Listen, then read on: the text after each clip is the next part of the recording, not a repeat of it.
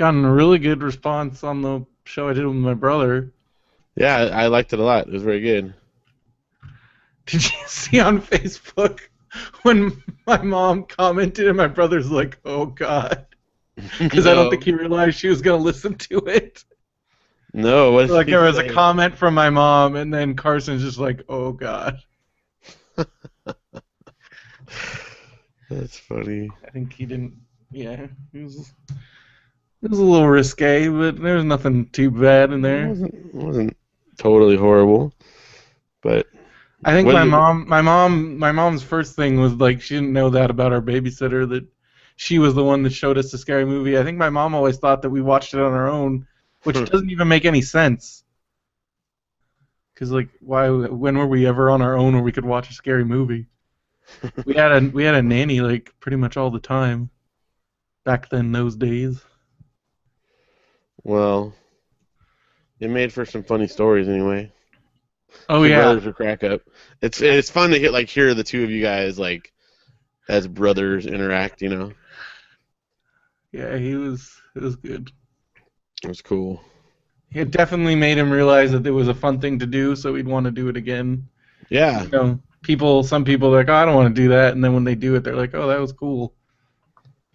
Although your sales pitch of our your pitch of our show is lacking severely. There's Oh, a guy talk about stuff. guy talk stuff. I was really late. I was tired. You like couldn't even make a sentence out of it. Man, speak stuff. Let's see, what do we get from Redbox? Oh yeah.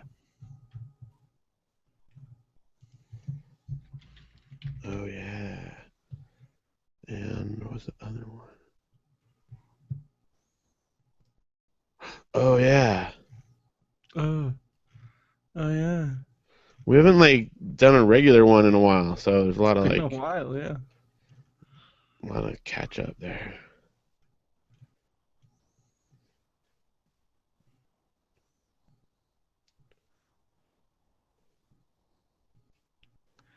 You still haven't watched Miami Connection. No. Oh, you have to watch it. Did other stuff? It will be like your new favorite movie. Come on, after giving you No Holds Barred, you got to I trust me on know. this Well, I'm stuff. still reveling in No Holds Barred. It is pretty awesome. How many times have you watched it again? I went through select scenes and showed them to like Just watch the Matthew Dookie scene on YouTube. I've watched the Dookie That's scene it's on YouTube. like I don't know how many times I've watched the Dookie scene. My favorite. We gotta talk about this, but my other favorite thing about this scene is how he just like explodes out of the limousine. Like, Yeah. like what the heck is Well, that? that and like 3/4 of the dialogue in the movie is Yeah, it's all just and then that guy saying jackass. yeah. No, dude, but like now, okay, so Janelle has There's some crazy well, I stuff. don't want to about talk the too movie. much We about got to talk about it about yeah, the show. because I have some stories about it too. It's funny. Oh, you made Janelle watch it? No, like I said, I showed her select scenes because I didn't think she'd sit through the whole thing, but I like skipped through because it's on Netflix, so it's easy to do. So I skipped through and showed her select stuff that I thought she would like.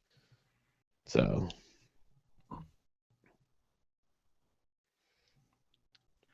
Yeah, I did some more research on that Hulk Hogan pilot, and there's like, no, it doesn't exist outside. I think that's like buried somewhere. I should ask Hulk Hogan on his Facebook. He's usually pretty responsive on there. I wonder if he'll like flip out for even bringing it up. It sounds amazing. yeah, oh totally. I would Detective watch it in a and heartbeat, like, especially after the glory of No Holds Barred. I mean, yeah. oh my gosh. I also think the love scene, like the Oh, romance. the love stuff, scene's like the greatest, most bizarre. that's so weird. Like I don't know what they went into that like thinking was gonna happen. I don't know. And that It like just makes you wonder if the people that wrote and filmed that like had ever like been intimate with a woman before. or had ever seen Hulk Hogan in those shorts before. And then also like the fact that Hulk Hogan's like, sure, I'll wear this outfit and do these weird Yeah. push-ups and And the blanket down the middle of the bed. I don't know. Like, Really? Like that's something that was real that you thought was a reasonable thing? Yeah. Not like, I don't know, sleeping on the floor or something. If you're gonna like do the whole like, oh, I'm gonna be chased. I don't know. I don't know It was either. weird. It was funny. And it was awesome.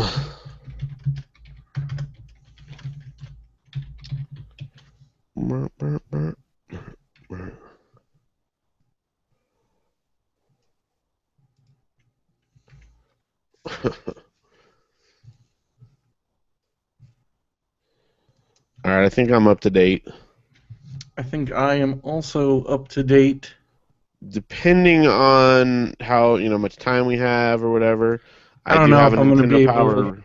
Okay. We have Nintendo Power. I don't know if I'm going to be able to record the bonus episode Well, tonight. that's fine. That's fine.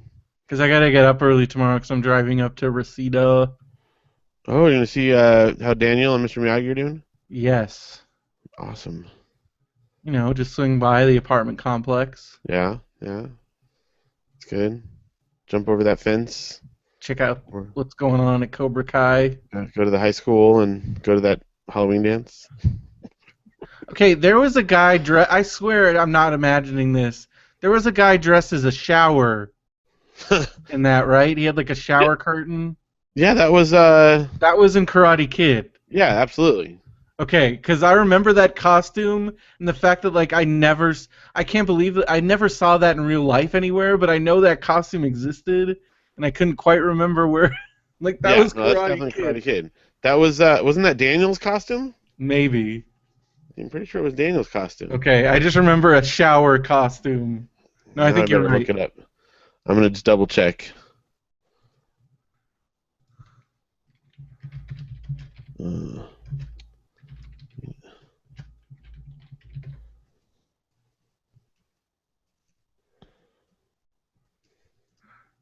Oh yeah, it was definitely him. Yeah. Oh, you can buy it. Oh, that's They sell it on Amazon. That's funny. Okay. Yeah, I've I never thought it was his. I've never seen that in the wild anywhere. And it's pretty. Yeah, okay. So that definitely. Yeah, and that's one of my cousins is one of the Cobra Kai gang there. One of the Aryan blonde dudes. hmm I could point him out. I think he has like 2 lines in the whole movie. Wait, have I met this cousin? No, I haven't seen him since I was like, I don't know, probably in Oh. high school or something.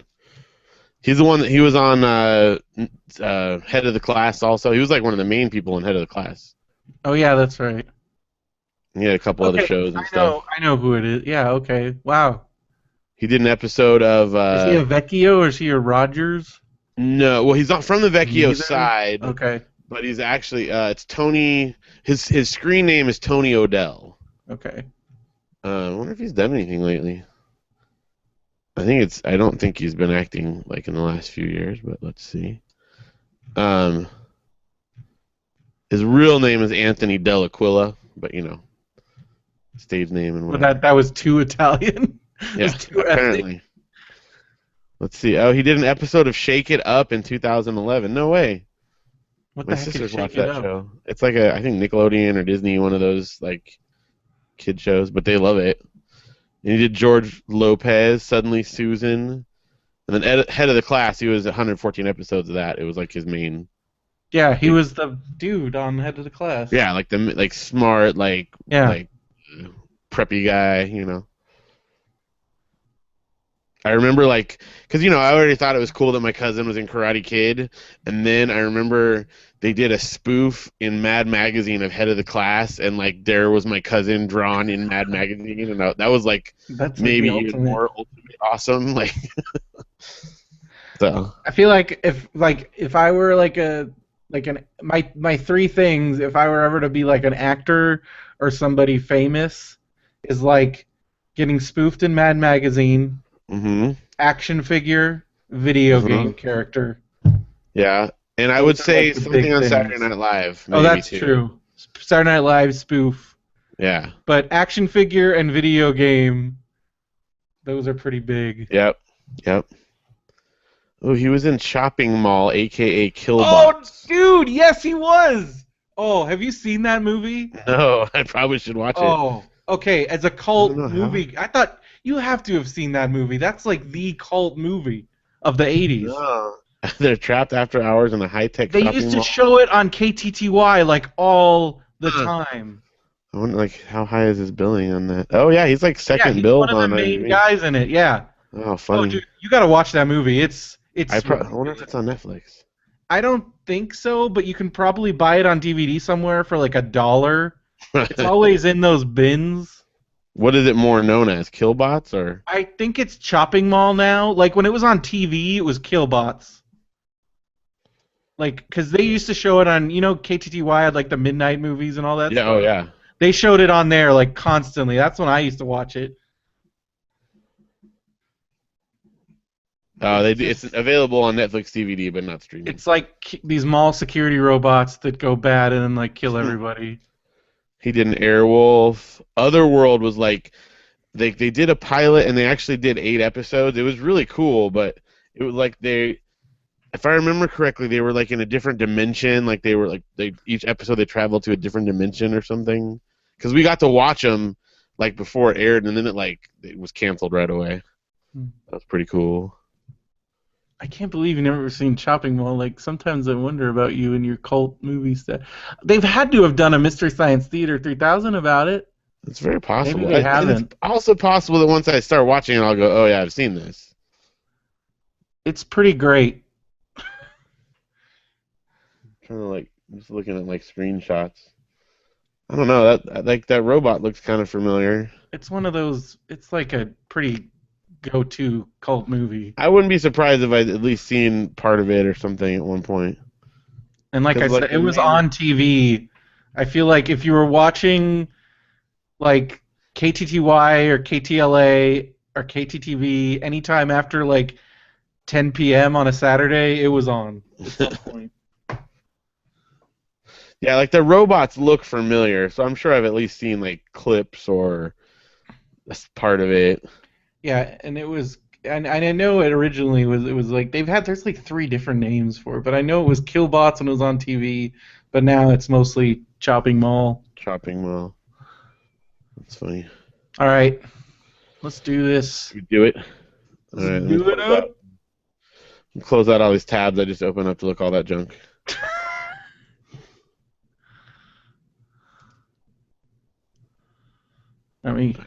Hold on. Oh, yeah, I should probably check my mic. Checkity check. Check it out. All right. Check it out. Check it out.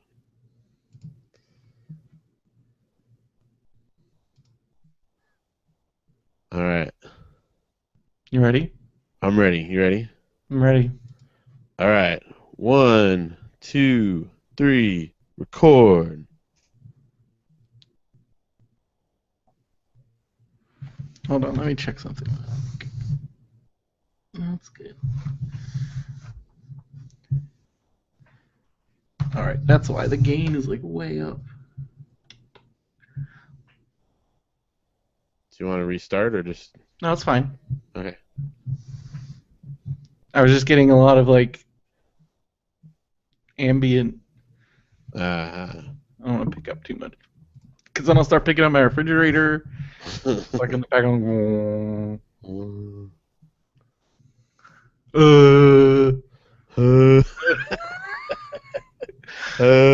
See, this is for Matthew because he's the only one that watches the YouTube stuff.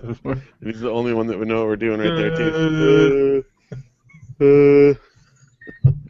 We better stop. People are gonna think we're making fun of like. Yeah.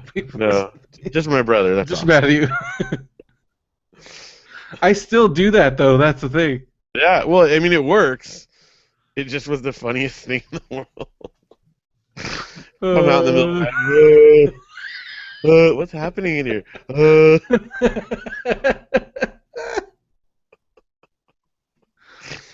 All right. Okay. All right.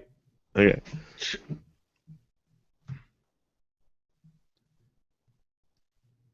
Hello and welcome to another episode of Radio BrendoMan. I'm Brendan Creasy. And I'm Phil Vecchio. What's going on, Phil? We're back. Well, Another it's back. This is the first first normal regular one in a in a while. while because we had WonderCon, and then I guess we had one in I between think there was one WonderCon, in and then we there, had James Riley, which was awesome. Thanks again, James, for coming and on. then we had my brother and me. Yeah. Also, thanks for coming on. I Yeah, like how I'm thanks. assuming that either of them are listening to it They regularly after might. that. Who knows? It's possible. Well, James Riley did say he only listened to like one podcast, Yeah, that's and fair. it was not this one. That's Seeing okay, as how he has a full job and writes books, and it's pretty awesome. I guess he's got an excuse. So. Um, and then yeah, my brother's cool, and he said he would come on again. Hopefully, we can have him on when you're on. Yeah, I that think was really fun. I mean, not that I don't want to be on here when he comes on, because I would love to do one too. But it was cool having just the get two the of you and having like brother the bro dynamic. dynamic go. Yeah, like it was pretty funny and awesome. So, and he got some good stories in there on the history of Brendo. So I had totally actually forgotten. He reminded me that I put the post-it note on the picture, on the tiny little picture of Tim Curry on the spine of it. that whole And then bit his about whole it thing and where the he's like, "Wait, clown. why could you see it at night? Why? Because you slept with the You lights got the on." lights on? I remember that though. I remember even in college you talking about that something like not liking to sleep with the lights off kind of I'm not thing. even gonna lie, but when Steve moved out, I slept with the lights on quite a Yeah, bit. I seem to remember some of that. So, Well, are hey, you I would now come like in. fully in the dark? Yeah, definitely. I Okay. can't sleep with the lights on anymore. Like, I don't know what that was. Because now it's like if the lights are on, I'm like, what? How can I? I mean, I can sleep with lights on, but it's definitely not my preference. But I think that Not did give me the ability to sleep with the lights on, because I did it for 18 years of my life. I somehow have the ability to sleep through anything, but Well, yeah, because like your room, you slept with the lights on a lot, but it was because you would just fall asleep. yeah, and everyone was just in there all the I time. So mean, oh man, that video that Matt and I made of us like going into your room and you were asleep, but you had like a Rolling Stone on your face, yeah, and then you like popped up, and like you did the classic Phil, like, and then went right back to sleep. yeah. There's a lot of pictures floating around of me holding a guitar and asleep, various books and magazines. Jeff Edwards' favorite one he always talks about is like they came home to the apartment one time and I had been playing Nintendo, like I think it was Oh, original NES holding the controller. Tetris, and I was holding the controller, but I had fallen asleep just before I'd fallen asleep. I had the like presence of mind to pause my game, so it Well, was of course paused you in did. my hand. So yeah, that's me. Although my thing, I can sleep with lights on or off or anything like that, but I cannot sleep by an open like a window that's not covered. Does it freak you out? Yeah, I think I may have talked about Oh this yeah, before. your whole window thing. The window thing, like it freaks me Because out. that's how that's the only time I've ever gotten you. Yeah, think about it. The one time that I freaked out was when by an Is a open window, window. like an It uncovered was window. when I gave you the scenario that someone was going to slam against the window and you flipped out. That's like seriously my most deep-seated, deep-rooted And I fear. wish I hadn't have done that because you were totally willing to go inside that abandoned movie theater. Until you said about like a hobo slamming up against the window at me, I was like so scared. Yeah, but who I'm knows what would serious. have happened to us in there? There probably were hobos in there Oh, waiting you for us. know there were hobos in there. Because if we could get in there, they could get in there. We probably would have gotten shanked. It's probably a good thing I was terrified of windows. So there you go. Yeah, you My were like, fear is well you were reasoned. like, that's it, we're out of here. Yeah. You, Mr. Adventure, Mr. That was like the one time you It's snapped. I don't know, windows, man. I That, just and then I found the like the claustrophobia thing, but yeah. like extreme, because I kind of freaked out too. I mean, to We were be trapped fair, in that that wasn't just a crowd. regular old claustrophobia thing. That That was was like like extreme crowd. If something bad had happened, we would have gotten crushed to death. yeah. Yeah. And I always wondered like you hear about stories that like, when there's a at a big concert or a big event when people get trampled or whatever, like It was how does that whole entering crowd that move like that? territory. We found out. Oh, yeah. It fell, and I was like, And oh of my course, gosh, it like was a this could be Comic-Con. bad. Yep. Yeah, we It's both kind okay. of It's panicked. okay. Yeah. I think maybe I panicked a little more because you Yeah, were like calming me you down, were but freaking still, out. that stuff. I mean, that's like very rarely in my life do I freak out about stuff, and you've been there for two of the big ones, so It's true, because you're the one that's always calming me down. yeah. I've seen you freak out on a number of occasions on various things. Number of occasions. That's putting it Yeah. lightly. But yeah, it takes a lot to rattle me, but you've been there when it happens, so it's good. That shows what kind of stuff we get ourselves into. Yeah. So what else is going on? I mean, it's really, really hot. It's really, really hot, and we went to Every Disneyland in the hot, San hot. Diego's on fire. Yeah, is it close to you at all? There was one that was really, really close, but then it No, went the other direction. so I no was, evacuations yet. we had an evacuation warning for a while, but they never Wow. actually got evacuated. But like a couple miles away, they were evacuating people. I have friends on Facebook. I mean, Facebook is crazy like that because whenever something happens, like there's enough people Yeah. that I know that like there's 3 or 4 people that are showing me pictures of the fire. One of my friends from high school got evacuated, so Yeah, they're I've still had out. friends that had to get evacuated. I have friends that, from the San Marcos fire, that their house is still in jeopardy, Yeah, that's crazy. and they found out that like at least three of them are probably arson, which is just Serious? horrible. How can a human being do that? Like that's the I like don't know. so I don't horrible. know. It's pretty terrible. Um, the good news is that it is supposed to cool off significantly next week, so Yeah, I'll be looking maybe forward to that maybe even a because little rain. So I need it. it could help things out. But anyway, And gosh, because it was like it got up to like 106. yeah, it was when we got out of the car at Disneyland on Thursday. It said 106 on the temperature thing. And in San Diego, like that does not happen. No, no, it's supposed to be cool Oh, down there. yeah. Is it like just all smoky in the air and stuff? Oh yeah, it's bad. It's real bad. Ugh, Like I haven't been outside unless I have to be. yeah. Like, 'cause it's super hot. It's smoky. It sucks. Ugh. I remember when the Big Bear fires happened right after Audrey was born, and the cloud, the whole sky was so full of smoke and soot that, like, Oh in our yeah, bedroom, the air conditioner was like puffing out. Like there was enough soot in the air that it was like puffing out into our room. There was like a little layer of it right around our air conditioning. yeah. Those where was that? Like It was Chino in Big Hills. Bear, and Oh, like, there was also the ones in Chino Hills that were happening. well, yeah. I think there was a number of them at the time, but it was just so everything Yeah, in and Southern like I remember California there was was like covered. ash on our cars and stuff. Yeah, yeah. Like it was actually getting everywhere. That was crazy. Ugh. Well, then down here it's just really bad because a lot of people have bad memories of like, because like 2007 there was some really bad fires down here, Yeah. and then when I was in high school there were some really really bad fires like up in La Costa, and like a bunch of houses like people I know's houses burned down. Ugh. It's kind of a constant thing here. Which is, I mean, it seems weird because at some point, like, it seems like everything would just burn out. I mean, I guess is it just houses? Are there trees that are burning? What's Oh like yeah. burning? It's a lot of Well, trees. like brush and trees and everything. And Yeah. that's the thing. That's the cycle. It burns out and then it grows back and then we have like a huge drought. Santa Ana winds, it burns. It's like this never ending. Yeah. Because then the rain comes and then you get the mudslides because it's all burnt out. Yep. So there's Yep. nothing to hold it. Well, stay away from it, and Stay away from it. That's the Phil advice. that's the advice. If you Stay need away a place from the to fire. stay, come on Well, up to Ukaipa. Although there's been also, fires up here too. people So. were posting like that's the other stupid thing is on Facebook. Like people like there was a whole article about dumb people posting pictures like within like feet from the fire posting selfies.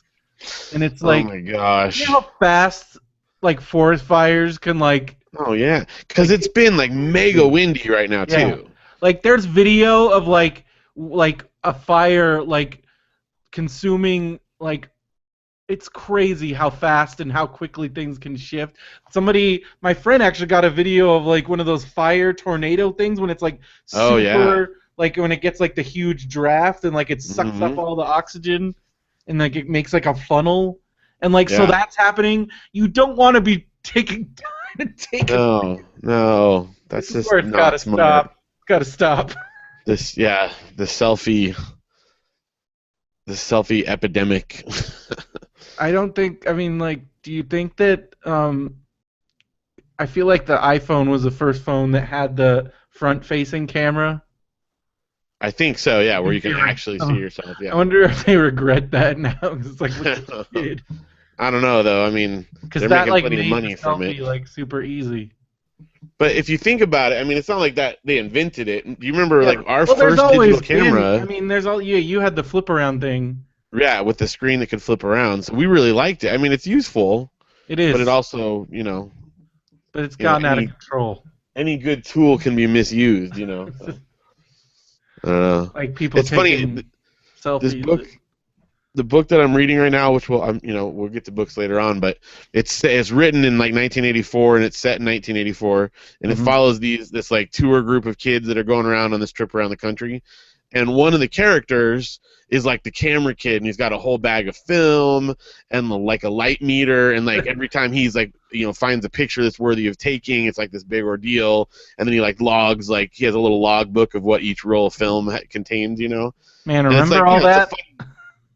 It's a funny little story, but like it just really points out how different things are now. Like I remember taking kid photos reading for that your now. book and like having to deal with film and winding film and Yeah. yeah, when I was taking photos for your book, you had to like write down what pictures were on what, because otherwise you're just gonna and then I remember like looking at like dealing with negatives and all that stuff.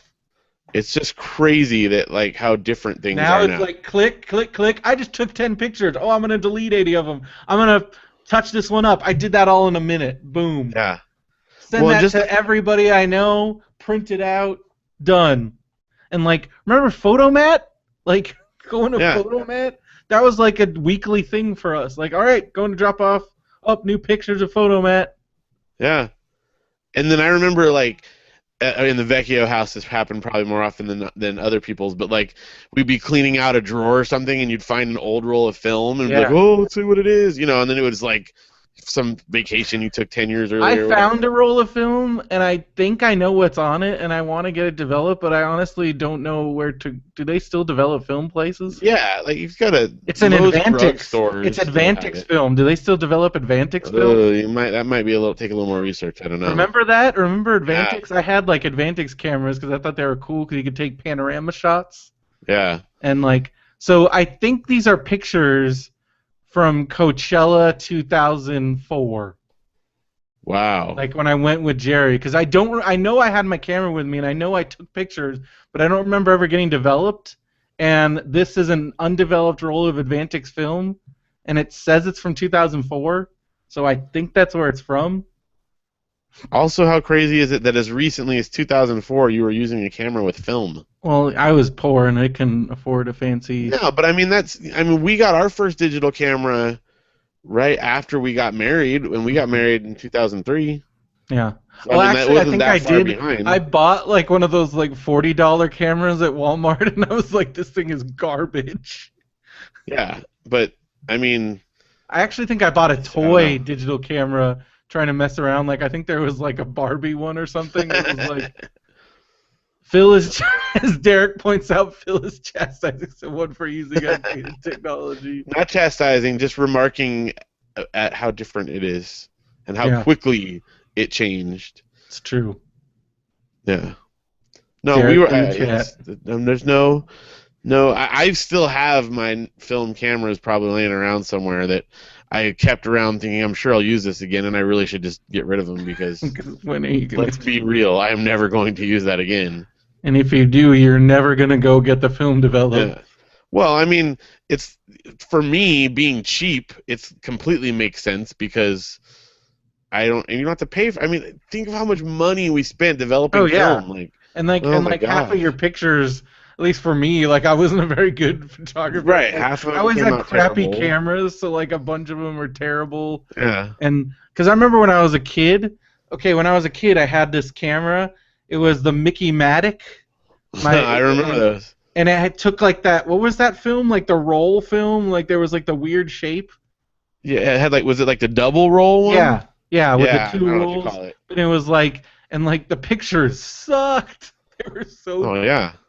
the pictures were terrible. But I have a bunch of pictures from like those cameras. Yeah, and most of the ones from back then, at least of mine, are like the left half of someone's face Yeah, or like but I part of the love this ceiling of our camera because car. it was like, because it's like it was like small and it was like the little like the rectangle. Mm-hmm. It had Mickey on it, Mickey Yeah. Maddox. It's pretty Well, great. kids these days don't even know. They're freaking iPhones and whatnot. It is funny though, because I mean, like my kids are growing up never having like experienced that, and so like they just assume when you take a picture, you can immediately look at it and see, oh, I want to see what that came out good. Like Yeah, I don't know, it's weird that I don't know. It's such a different time in history. it is weird. All right, cameras. All right, well Cameras. we got some mail here. Let's do it. So Joe Cooley, way back on May 2nd. So finally getting around to Sorry, it this. took a while there. Hey fellas, a few fun questions for you. What fictional record store would you rather work at? Oh, see, this is tough. This one's easier for me, but Well, actually, no, I think this is easy. This is like a no-brainer. Actually, now that I'm looking at it. Championship vinyl from High Fidelity or Empire Records from Empire Records.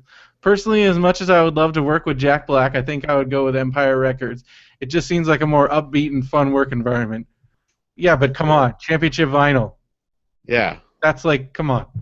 yeah, that's a no-brainer to me. Because for starters, John while we never Cusack's actually your worked at a boss. record store, like that was very similar to our experience with just doing music stuff anyway. Yeah. Plus, John Cusack is the boss. Cusack. Cusack. Yes. I don't know. John John Cusack's your Cusack. boss. You got to work with Jack Black and that other dude. Yeah. And I plus, don't know, Lisa Bonet comes into your store sometimes. yeah. You know, so no, I mean, to me, just based on that's one of my favorite movies of all time. I would definitely pick that.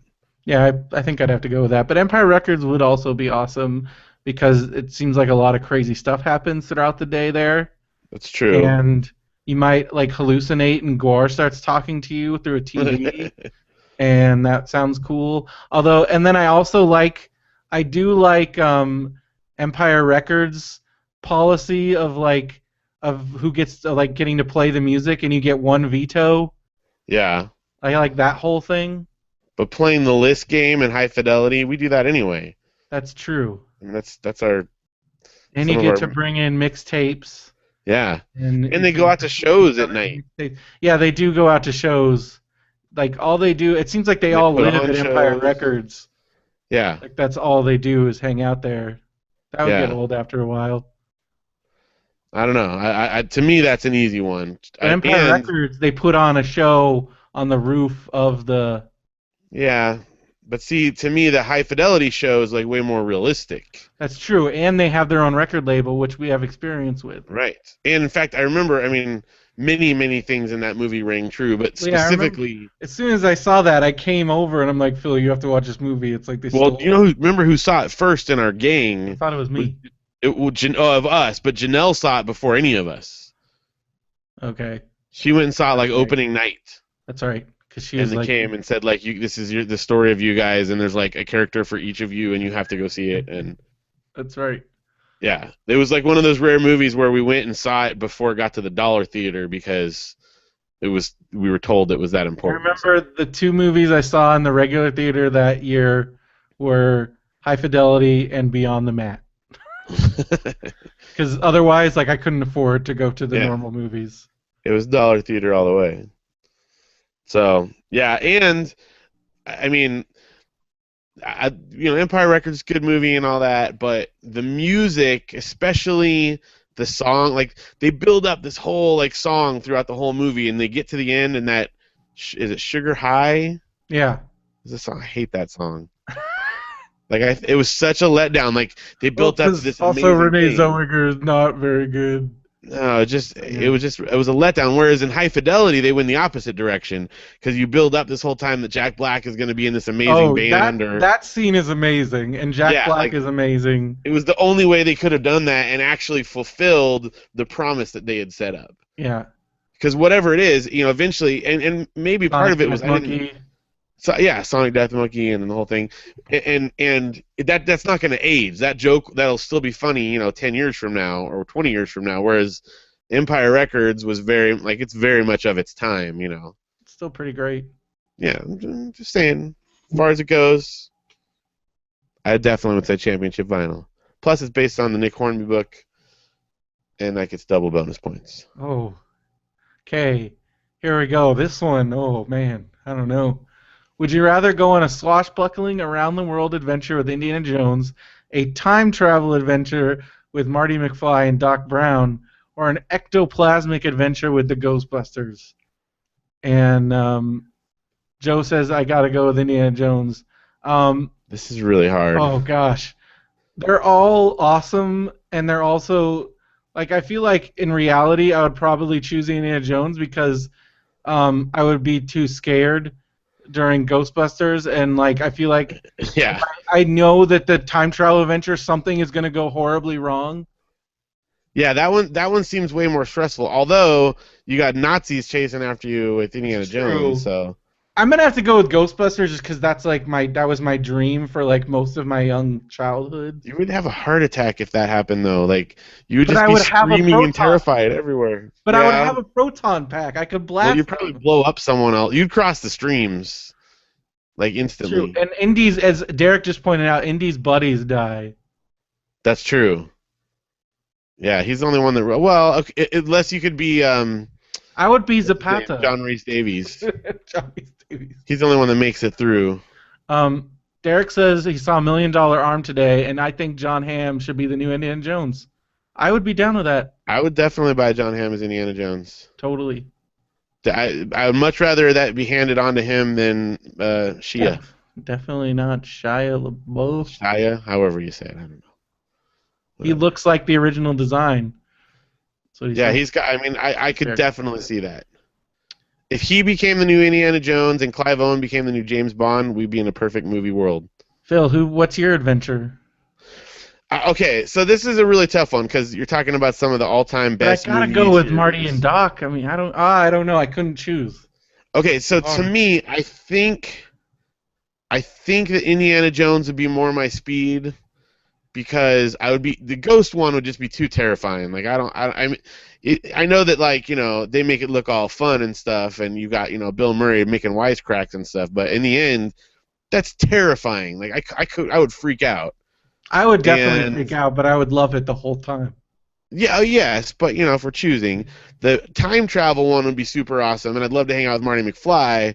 But I think it's way stressful about if you're gonna mess anything up, and you wouldn't be able to ever just enjoy yourself because you'd be worried that anything you do would ruin the time-space continuum. Looking at this Steranko drawing of Indiana Jones that Derek just posted, one, definitely think John Hamm would fit in the role, and you can now see why they originally cast Tom Selleck. Tom Selleck, yeah.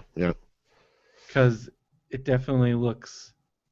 Ralph McQuarrie. Why does it say Steranko? It says Steranko on the drawing. Mystery. I've seen that picture, and yeah, I agree. John Hamm. So I met Steranko.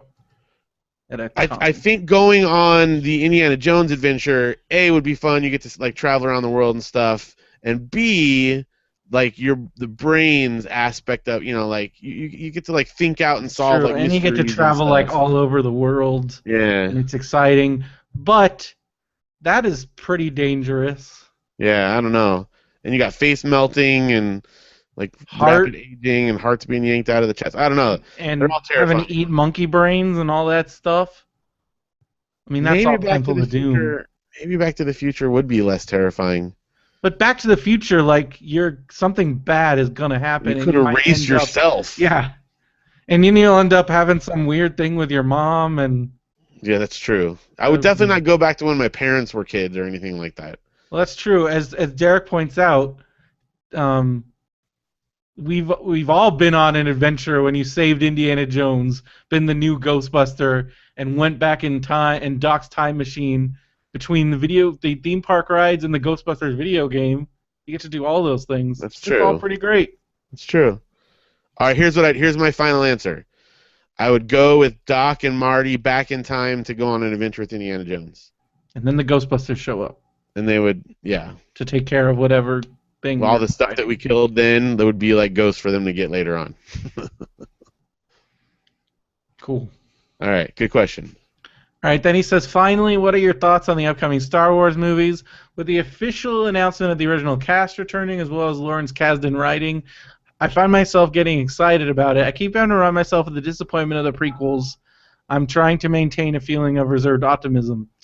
See, I'm totally down with it. I love the cast choices. I'm excited, and we have nowhere to go but up. Like that's pretty much a fact at this point. Absolutely, it would be nigh impossible to do worse. I mean, there's no way. It says Katie Jarvis from Fish Tank was cast today. I don't know who that is. Even if it's terrible, the expectation is low enough that they could never reproduce my feeling in the theater in 1999. Like, absolutely not. Like, there's no way that will happen. If anything, I know who this girl is. Nice. Okay. New stuff. I also like I think what JJ did with Star Trek, and I know some people are like, oh, it's not real true Star Trek or blah blah blah. The Star Trek series is like relevant again, and I think that's awesome and it's good. And if he did that with Star Trek, Into Darkness. I don't know. Into Darkness. I haven't seen it yet. No, I thought it was really good. I mean, on Netflix. I realize that Josh is chiming in. Oh, Josh, bad Star Trek. Yeah, okay. I was gonna say, I know some people are gonna say it's a bad Star Trek movie, and that may be so, but it's still a good movie. Whether or not it like fits with the like sit around and talk cerebral and blah blah blah, it was a fun, good movie. Like. And Josh says, no, it wasn't a good movie. Okay, go back and watch the original, which I just did. Go back and watch the original Star Trek The Motion Picture and tell me it's not better than that. Well, everything is better than that because that's the most boring movie ever. So that's an improvement. That's all I'm saying. Josh says, OG Star Trek sucks. Next gen for life. All right. Well, whatever. Anyway, I think JJ could do good things with it. And I think it, with the original cast, at least it'll finally fulfill some of those like things that we were hoping to see from the prequels. Then Derek said to Josh, "That's like saying hepatitis A is better than hepatitis B." So Derek doesn't like Star Trek. Derek doesn't like Star Trek at all. Josh only likes Next Generation. I think everyone should just enjoy movies. I like Star Trek and Next Generation. Yeah, I haven't quite gotten there in my watching yet, but from what I remember, it's good stuff all around. Although some article maybe on Cracked or something linked to a video of like I think it was a Voyager clip where The Rock fought like a guy. Oh yeah, I remember that episode. I watched it. Cheesy. So I feel The Rock fought 7 of 9. Yeah, what is it? I mean, big deal. I guess I'll get there. Is that like she's an android or something? She's an alien. Oh, okay. Josh at least admits that JJ is a better fit for the style of Star Wars. So there you go. Even Josh agrees with me.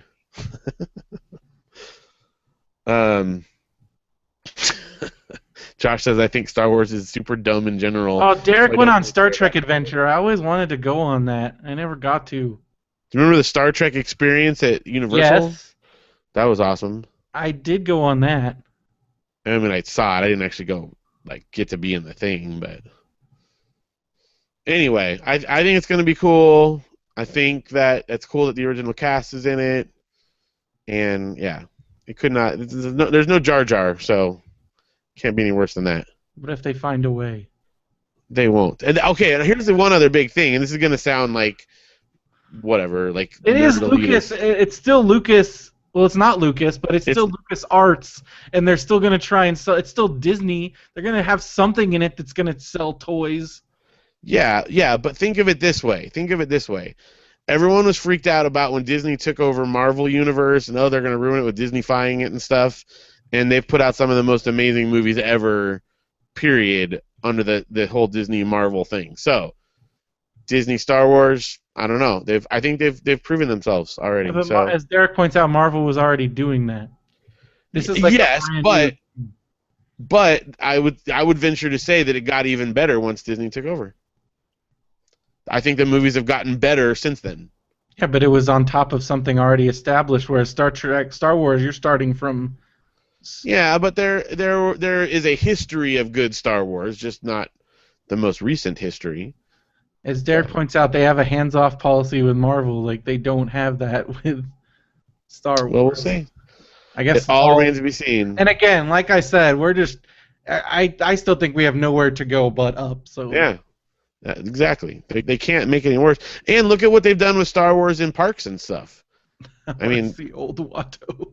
Star old Watto, Star Tours, great stuff. The Jedi Academy, That's lots of cool true. things with that. I thought Star Tours was going to be horrible, and it was actually Right. really good. It actually turned out really good. Even with incorporating some of the prequel stuff, it's still a really cool thing. I'll give you that. I did vow never to go on it I ever. know. I remember, and then you did. I did because. I mean, I would have probably liked it better without the prequel stuff, but it's still really cool. So, yeah. We all knew I was going on that ride. I mean, of course. Even when you were saying it, I can't remember which show it was that you were on. Was it Popsicles you were saying? I was on everything for a while. I was saying. Yeah, everywhere you were going, you were saying, I'm never going there. And you're like, I swear I will never step foot on that ride again. I did not, because Derek was trying to get me to go see the prequels like in 3D, and I didn't go do that. Well, that's a lot easier to stay away from. Those were terrible the first time around. Ugh. Well, all right, moving on. Vicky. Oh, thanks for writing, Joe. Thank you, Joe. Vicky writes, first off, evening fellas. First off, I'd like to say to Phil that I'm happy for his mom being cancer-free. Yeah, thank you. Yeah. Your mom's it's good. Yeah. And she says, I know it's a little late, but it's always nice to hear when people overcome cancer. And Brendan, I'm glad you had such a great time in New Orleans. Yeah, it was awesome. Yeah. And you gave me a huge tip about renting a car for the week. Yeah, don't rent a car at the airport. It's a ripoff. You saved me hundreds of dollars. I usually rent cars from Enterprise or Hertz, but always been only for a day or so. But if you want to rent a car from either of them for a week, you're looking at $800. Oh, yeah, and I said rent through Kayak. Right. Because from now on I'm renting through Kayak. I got a car for 6 days for only $200. Boom. Okay, here is one tip on renting cars from the airport, though. If you can reserve it ahead of time and get a good deal on it. Well, yeah. Obviously you got to shop around, but if you can ahead of time get a good deal on it, the airport never checks the cars before you turn them in. You could beat the tar out of your car and they don't even look. Whereas when you take it back to a regular place, every nick, they're like, oh, I don't know, what about this one? So. It's definitely a little less stressful as far as that goes. Yeah. Just throwing it out there. All right. Derek says, I rented a car in Orlando and bought the gas, and the man wouldn't let me leave the gas station without buying his tire polish. I told him that I didn't own the car, and he said he didn't care. I hate those people that come up to you at gas stations. If I see a gas station, for instance, there's a gas station across the street that I always go to, and they started having a guy selling crap there. He had and I refused to go there now. And I even told the last time I was there, the guy even said oh, I don't see you around. I'm like, because you have that guy harassing everybody. He's like, well, we got to make money somehow. I'm like, well, you don't have my business anymore because that's annoying. You're already spending a fortune on gas. I don't want somebody trying to shove things in my face and here, just try it. Just try it. Oh. See, okay. You know how in Oregon and New Jersey you can't pump your own gas? Yeah. I think in Oregon in particular, the whole reason they put that in place is because it was their passive-aggressive way to avoid people pushing stuff on you at gas stations. Because then instead of having to deal with them, it's just no one's allowed to get out of their car at a gas station. So I'm good at saying no. It's just these guys are not good at taking the hint. Because even when you say no, they're like, oh, here, just try a free sample. Try this. Maybe I am too nice with my no. I could see Josh has got the forceful, the way of saying no and no. Instead of no thank you, no, get out of face. He just types in caps at them, and then they're like, okay. Oh gosh. Uh, All uh. right. Then she says, in other news, I'm super excited to see the Benview Network ad in The Shrouded City. I ordered a couple of copies. Oh, there you go. Not only am Nice. I excited to see the ad, but it sounds like a great comic, too. And speaking of artwork, I told Brendan the other week I had something new for you two. Unfortunately, I got sidetracked due to the unexpected death of my dog. Aw, that put me in a funk for a few Sorry to days, hear and to that. get it done in time to send it out by the next recording. Then I had a bit of fill luck with my computer, and it crapped the bed. So my file is being held hostage till I get it back from being fixed. Sorry to be a tease. It's been a few bad weeks, but things are looking up, and I'm sure you two will love what I've done. Have a great night. Oh, Well, I we're looking cannot forward wait to to it. see that. Yes. You guys do great artwork. That we've gotten a lot of mileage out of that last one there, so Yeah, that's awesome. awesome. I hope you get your Thank you. computer back up. I know how that goes. Pulled a filled it. Bill, she filled it. Yeah. That can apply to a lot of things, but I suppose specifically with Like, computers, you know. I think Derek's joke here. Josh tells them to Scooby Dooby down to their social security. Yeah, that sounds just like a Scooby Josh. Dooby down to Ruby's. Pullo says, "Hey guys, Pullo here. I just wanted to say I'm all turned around on Agents of Shield. See, we're convincing people. Uh-huh. It's damn good. I think they took some real chances and they really paid off. Hell yeah, they did. I haven't watched the finale yet, but I'm way behind, so, you know. it's awesome. On I need to another wait. note, I was curious on your opinion of the first two Superman movies. I think they are proof Superman can be done well. Well, yeah, duh. I think definitely. They're not without their flaws, of course, but, you know, They're especially still considering the era they were made in. they're still pretty great. Yeah. We could have all done without the flying backwards, the turn back time bit, you know, but whatever. Oh yeah, that was in the second one, right? That's the first one. Oh yeah, man. Yeah. Yeah, that's pretty ridiculous when you think about it. Yeah, it is. But it was, I mean, I think they Still were cool. well done. Christopher Reeves is like a great Superman, you know, et cetera, et cetera. I love him. I even enjoy the third one, given its, you know, more significant flaws. I haven't watched the third one in a long time Well, it's because because I you're was scared like of the really fourth one. scared of it. Yeah, the And the robot fourth one, chick is scary, and the fourth one is ridiculous. fourth one is bad, but it's one of those like so bad it's almost fun to watch because it's so bad type movies. So that one still fits in the canon for me. Isn't I that don't one know. where he like rips the S off of his chest? No, that's two. Oh, okay. So even Man, two has some ridiculous because moments that too. I remember that was pretty ridiculous. Yeah. I thought They that do was just kind of invent superpowers for him whenever they're like, how are we going to get out? They write themselves in a corner and they're like, oh, he can just tear his shirt off. Superman saves a person from drowning in their own car and they're on land. Yeah. It's like open the car. I mean, you know, there's. It is true. Then, That's as Josh points out. That's the story of all Superman stories. it's, I mean, to me, and I've enjoyed I like Superman Returns and I like Man of Steel, but I don't think either of those were quite up to the original, you know, first one and two, but I don't know, I think they're fun. Josh, I know, has this whole thing. He hates Superman and blah blah blah. He's writing. He's already. I can see him composing stuff off in the chat there. But I still think they're fun movies. Like, you know, Superman. Josh says Man of Steel is atrocious. Whatever. Whatever. Says, "What does Josh love?" So we can punt that off and have overpass. Speaking of that, he likes what do you call it? Anchorman. So there you go. No, I don't know. I think that it definitely could be done well, and I like it. I think they could be done better than the most recent ones, but there's a lot of things I really liked about them though too. So, and I think they picked good people to be Superman in the recent ones.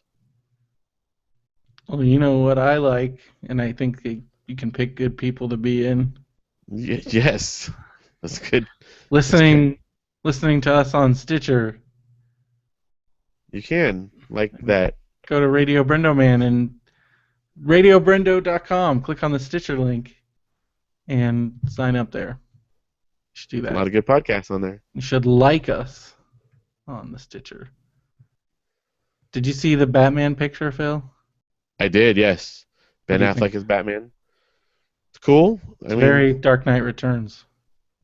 Yeah. I think they're sticking with what they have done well with.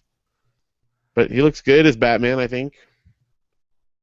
Yeah, but I don't know. It's in a movie called Batman vs Superman, directed by Zack Snyder. I don't know. I mean, it depends. You know me, I'm way more optimistic about this. It's funny how much people like to stress about if a movie's going to be good beforehand or not. I don't know. I'm not stressing. I just don't have any interest. I think it sounds cool. It might be terrible. I don't know, but it's Batman and Superman. I'll see it. All you have to do is stick those names or any superhero name pretty much on a movie, and I will go see it. Whether or not I'll like it depends, but probably I will. All right. Well, you know what I do like, though? Getting a good deal on hosting. that's true. I do, too. I think everyone can agree on that. Yeah. So you can go to dreamhost.com, use the promo code RadioBrendoMan when you sign up, and you will save $50.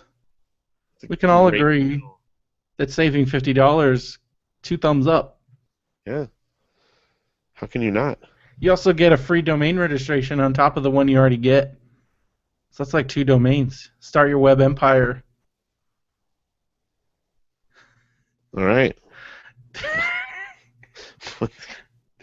Derek says our live reads make him feel like he's being asked to prom by the school nurse. And Josh, in all caps, says he doesn't agree with saving money. So there you go. Well, I guess it's not a universal can't please truth. everybody. That's right. But you know what you can please everybody with? Yes, I do. Amazon. Buy Even things these guys on Amazon. can't claim that they don't buy stuff on Amazon. Yeah, I know for a fact they buy stuff on Amazon. And you can do that by going to radiobrendo.com and clicking on the Amazon banner before you buy your stuff, and you'll be helping out the show, and you get the same great Amazon prices, and you'll be helping us out. So what do we got? We got some stuff. Yeah, what did people buy this week? This is weird. What's that? It's a recycle symbol decal. Is that like the cool thing that people are putting on their cars now? I don't know. It's like for a car. Car, truck, notebook, vinyl decal. It's only 99 cents. I don't know. Maybe they needed it for an art product. Yeah, we do read what people buy. It's pretty great. Derek didn't know this. Because We've been doing that for months. It's anonymous. People don't know.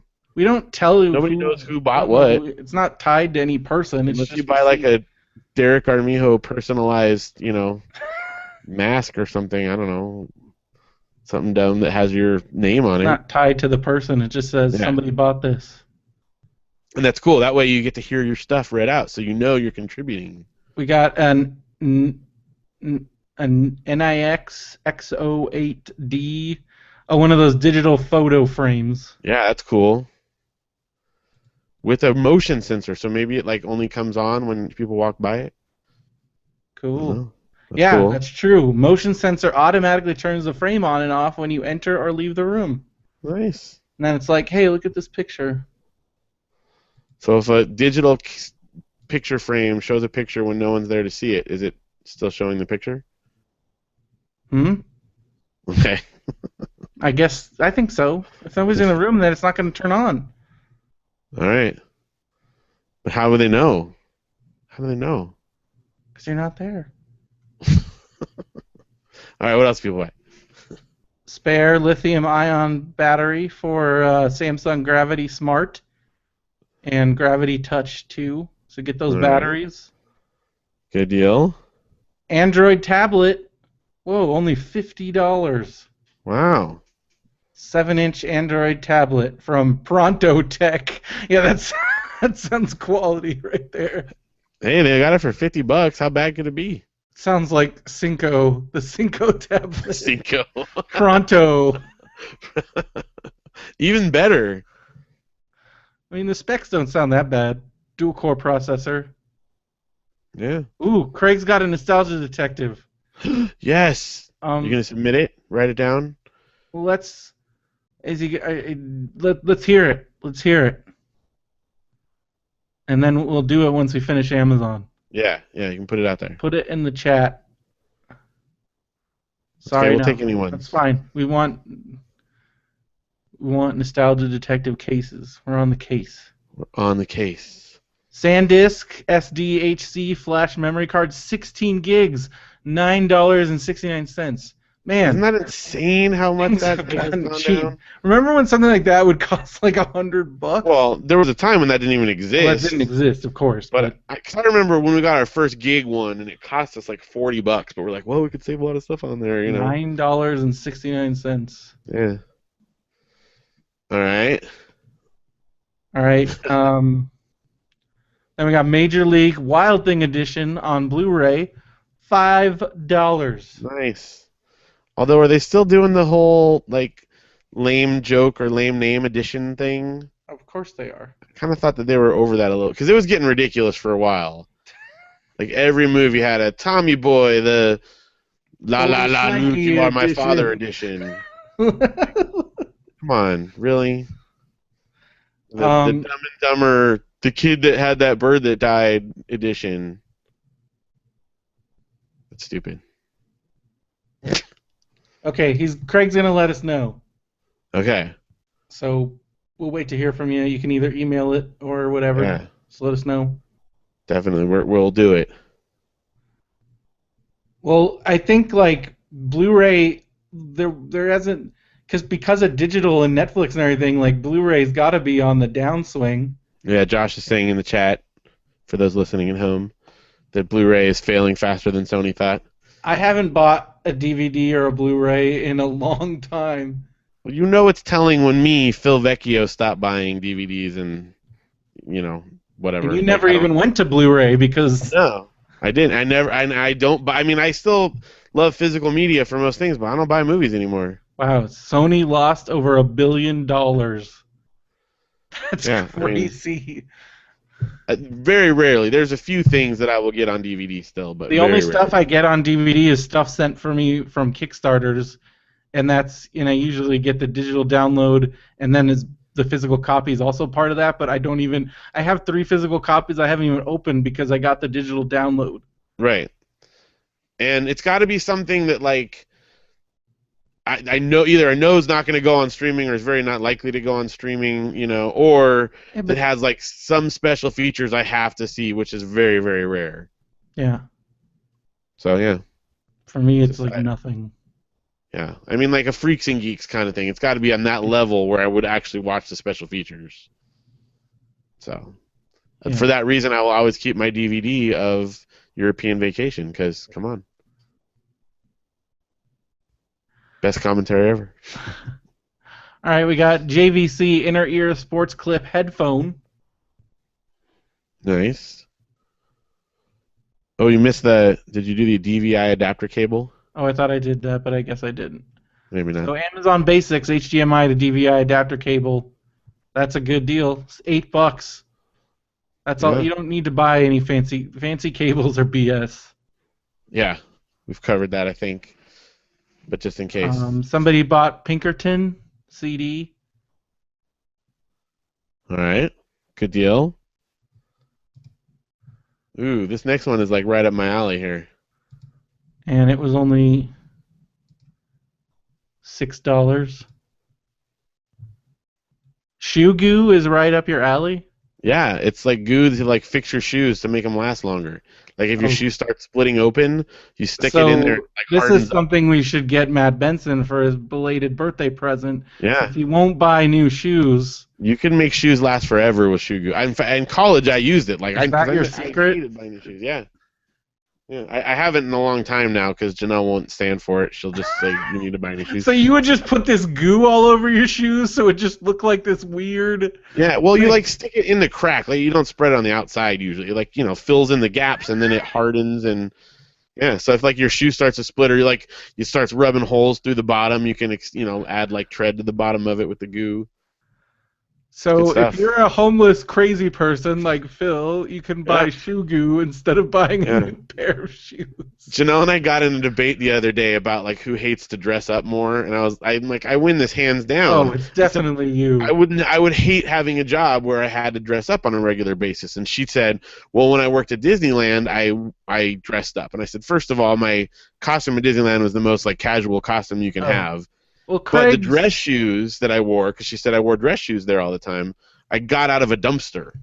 okay. Derek just did the Nostalgia Detectives. Oh, he It's already did it and because solved it? it's there was a dueling banjo parody, Tiny Oh, yeah. Toons on vacation. Yeah, it's Tiny Toons How I Spent My Summer Vacation. Yep. There you go. It's That's a quick solve definitely there. I remember that though. I mean, it's amazing how much stuff they got away with in a Tiny Toons movie. oh I remember that being there was a lot of questionable references. yeah. Well, there was a lot of stuff like that in Tiny Toons. Well, just in general, but I remember the movie in particular being like, "Whoa, wow." Somebody bought a 4-pack of 10-pound cat litter. Here you go, Josh. Get a good deal on cat litter. Yeah. Pack of 4. Non-clumping. Ugh. Pets. Let's see. Fire extinguisher. Everybody's got to have a fire Yeah. extinguisher. It's important. Oh, it was John for Veronica. Of course it was. What are you saying? John bought it for Veronica's cats. Okay. Yeah, that's true. Phil is a monster. He What hates is he? pets, Oh. supports SeaWorld. Josh says I'm a monster because I hate pets but support SeaWorld. It's not that I hate pets. Other people can have pets all they want. I just don't want to ever have to take care of them myself. You just want to watch them in captivity. Which is right. And that's what I do. I mean, my kids like animals, so I take them to my parents' house where they have tons of animals. It's the same thing. It's like going to the show, but I don't have to clean up after them. And it's cool. I had the most arduous pets ever. What? Oh, dogs. We had cats when I was a kid too. My parents have had a lot of animals: dogs, cats, chickens, lizards, geckos. Kids are pets that aren't as cool. That's true. They are somewhat like pets, but they can speak to you and play video That's not games a good with thing. you. So That's okay. eventually, you get to have people to do co-op games with when your friends are far away or too old and too cool to play video games with you anymore. You just train up your own. So now I have 2 kids that play co-op games with me. Josh says cats can play Candy Crush Saga. It doesn't take any intelligence to play Candy Crush. That is not true. I've seen Candy Crush. It's the same as any other puzzle game. Are you just, I don't you just understand. saying I don't all understand puzzle why games Candy are the Crush of same? all things. No, I'm not saying it's not good. I just don't understand the hype about Candy Crush. Have you actually played it? It's I've played. insanely Yeah, addictive. Janelle has had me like. And again, I'm not saying it's not fun because I love puzzle games, but the structure of how you have to wait to play it. Derek just ticked off Craig so much that Craig left because What did he Derek say? supports SeaWorld. Oh, well, That was awesome. it could just be a general shut up, Derek. It was a little bit further on down there. Phil, have you seen Blackfish? No, I have not. Janelle watched it. Blah blah blah. What did Janelle think? That it was a bunch of malarkey. Why did she say that? Because it's totally a biased, obviously bent thing to try to make a point instead of an actual objective observation on the situation. I agree with that. But So it didn't I don't know. make good. But SeaWorld is being unbiased when they say we're totally fine, you guys. I'm not saying either way. I'm just saying I don't think anyone's had an objective look at it. And I think you can objectively look at it and see that there are things that they should not do. I don't know. So you think it's okay for them to separate the orcas even though they shouldn't be doing that, and that the orcas found in the wild live way longer than the orcas in captivity? This is treading on dangerous ground here because I'm afraid I'll say something that will anger a lot of people. You don't care. I don't know. I mean, That's what you're gonna say. I don't know. I would That's say how I don't. you want to be entertained. Are you not entertained? I I'm don't just know giving you a enough hard about time. it. Honestly, with the SeaWorld thing, I don't care. I guess that's the thing. Like, I'm not saying I don't care, because I I definitely am love against, like, SeaWorld. Like, I'm I'm against sorry. I love cruelty to SeaWorld. animals, but I think that what I consider cruelty to animals may be a different level than other people do. I think that's true. But I also know that SeaWorld taught me a whole lot And I think they do a lot about of good stuff. when I was a kid. Yeah. And So, growing up, like, I got to go to, like, one of the special programs, and I learned a whole lot about sea life and conservation and yeah. all that I got to stuff. go to a thing about animal husbandry and, like, a whole, like, science day that we went to. So I don't know. I I don't don't know. know. I'm not saying that there's an easy answer, and I don't know enough to make a true statement about it, other than the fact that I do think that having people, I I do my I having seen the medical reports because my mom did some of them.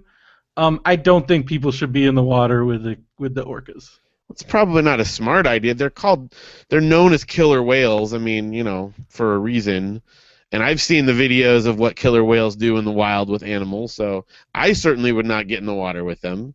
But I also think if someone chooses to do that, part of that, it weighs on them as well. That's Like, true. That is also so true. it's not It's not like like they're forcing the people to get right. in No the one's got a gun water. to their head saying you have to do this. People genuinely, I think, enjoy doing it and have enjoyed doing it, and they made that choice. It's kind of a risk you take, you know. So I don't know. But SeaWorld does dodge OSHA like crazy. That may be, and having worked at a theme park before, I realize there's all kinds of issues like that happen with that. So it's not. I don't think it's a simple black and white answer as they would make it out to be. Is all I'm saying. So Okay. I think we need to have Josh back on the show again so he can yeah, go crazy on you. he needs to yell. Has he? Wait, has Josh just done once, right? We had Josh on the show and he yelled at you a I know, lot. just one time though, I think. Yeah. Well, So then yeah. also there's also the mega casts and. Yeah, well, yeah, of course. Josh has yelled at me many times over the Well, years. I I mean, think we need it's to hard to just have remember. a round. We can have our SeaWorld roundtable some point in the future. Do people even want to hear that though? Aren't people like sick of that I already? am kind of sick of it. I'm tired of reading Facebook posts. Well, I don't okay, know. here's one I'm major a argument, bad whether you person. think one way or another.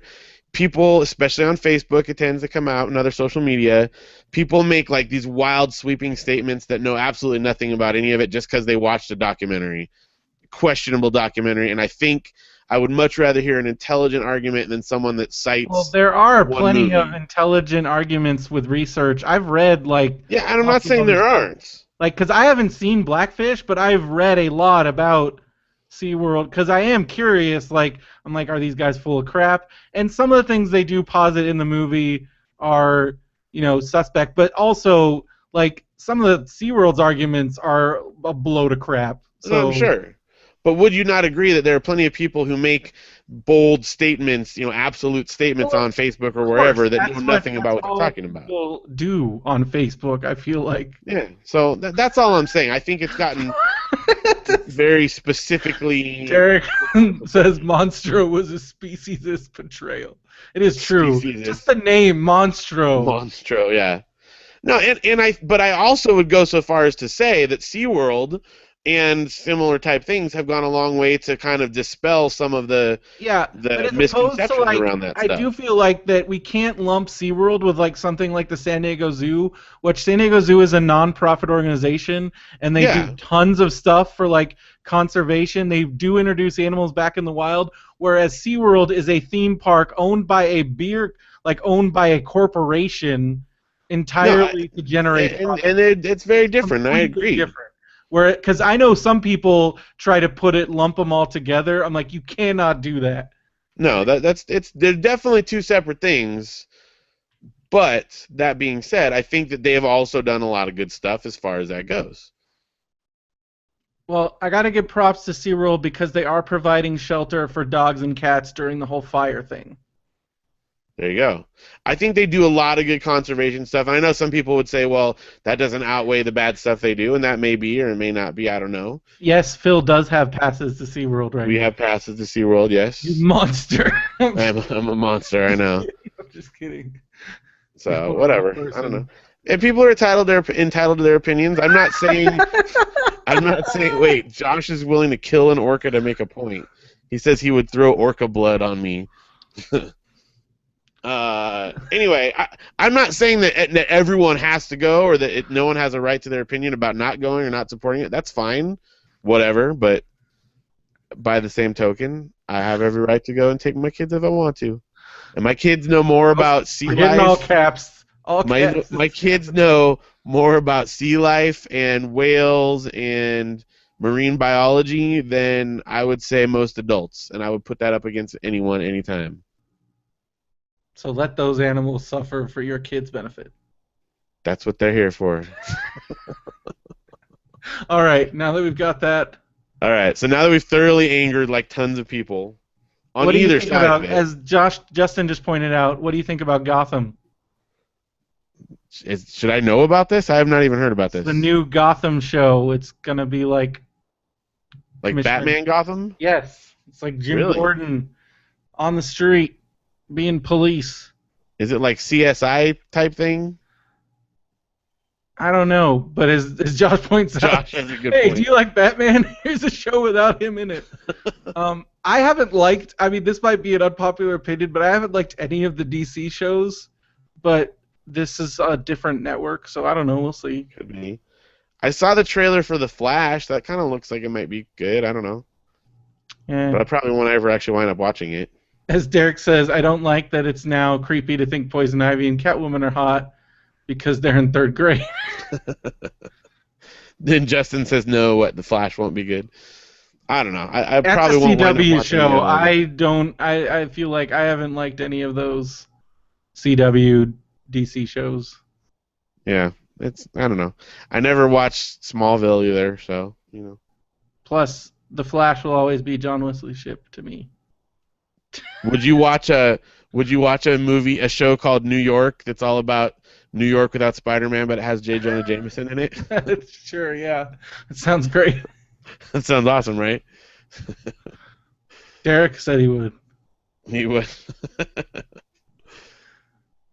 That's pretty good. All right, so we got in the toys and games category, one last thing. Ooh, somebody broke the bank here. Nice. Lego Star Wars Red 5 X-Wing Starfighter building set, $200. I am jealous of that.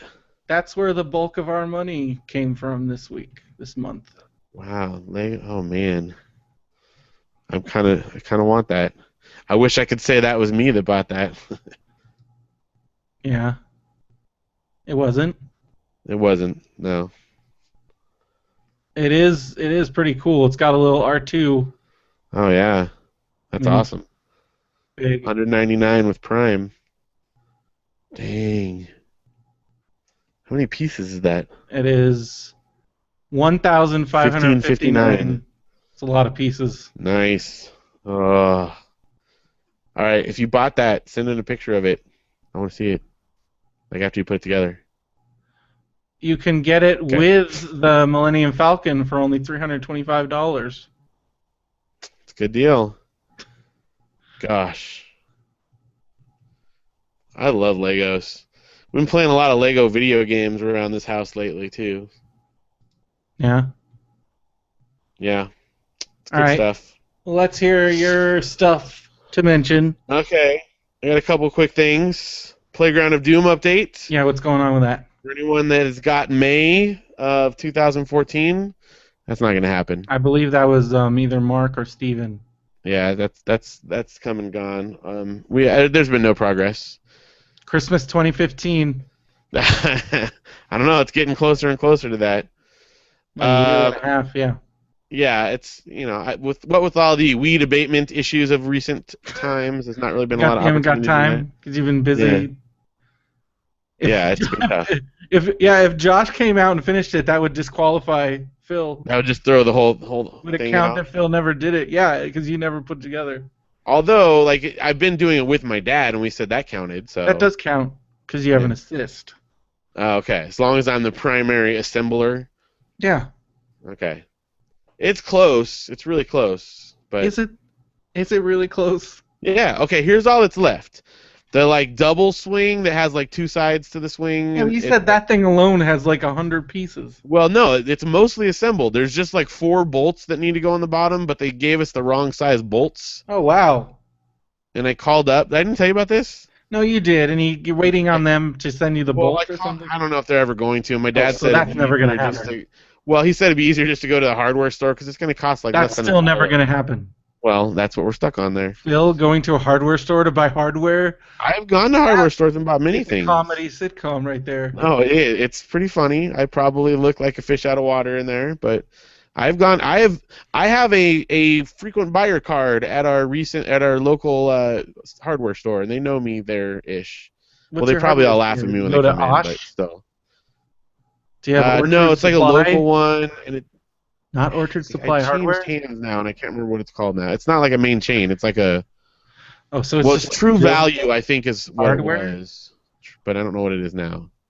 Anyway. Okay. All right. So, you got 100% Lego Marvel. Finished Lego Marvel with 100%. Those last couple races were a pain in the neck, but we did it. So it's all good. Mm-hmm. Also, the 3,000-piece puzzle sitting in the kitchen there. Mm-hmm.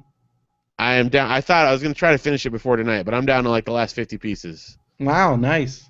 Now, it's the last like 150 of them have been, they're all just black, similarly shaped. So a lot of it is just trading out like random ones until I get one that fits. It's bad too because some of them are like, they're real similar in shape. So like I'll put one in that fits if I have like 3 sides, but when I try to get that 4th piece in on the other side, I find out I put the wrong one in and I have to go through and switch back out and find which the right one was. So Derek says you should turn puzzle time into playground building time. No, those are 2 completely different skill sets. Janelle said that. Oh, you like to put together Legos. You like to do puzzles. Why don't you like to assemble toys? It's not when it comes to like real things to build, you're like, nope. Yeah. Why don't you fix them? Nope, it does not translate at all. But isn't that what those things are supposed to train you to do? It was the case because I played with Legos and puzzles all my life, and I can't fix anything, and I don't like to fix anything. Well, then you're a testimony to the fact that those things don't do anything for you. They're awesome, though.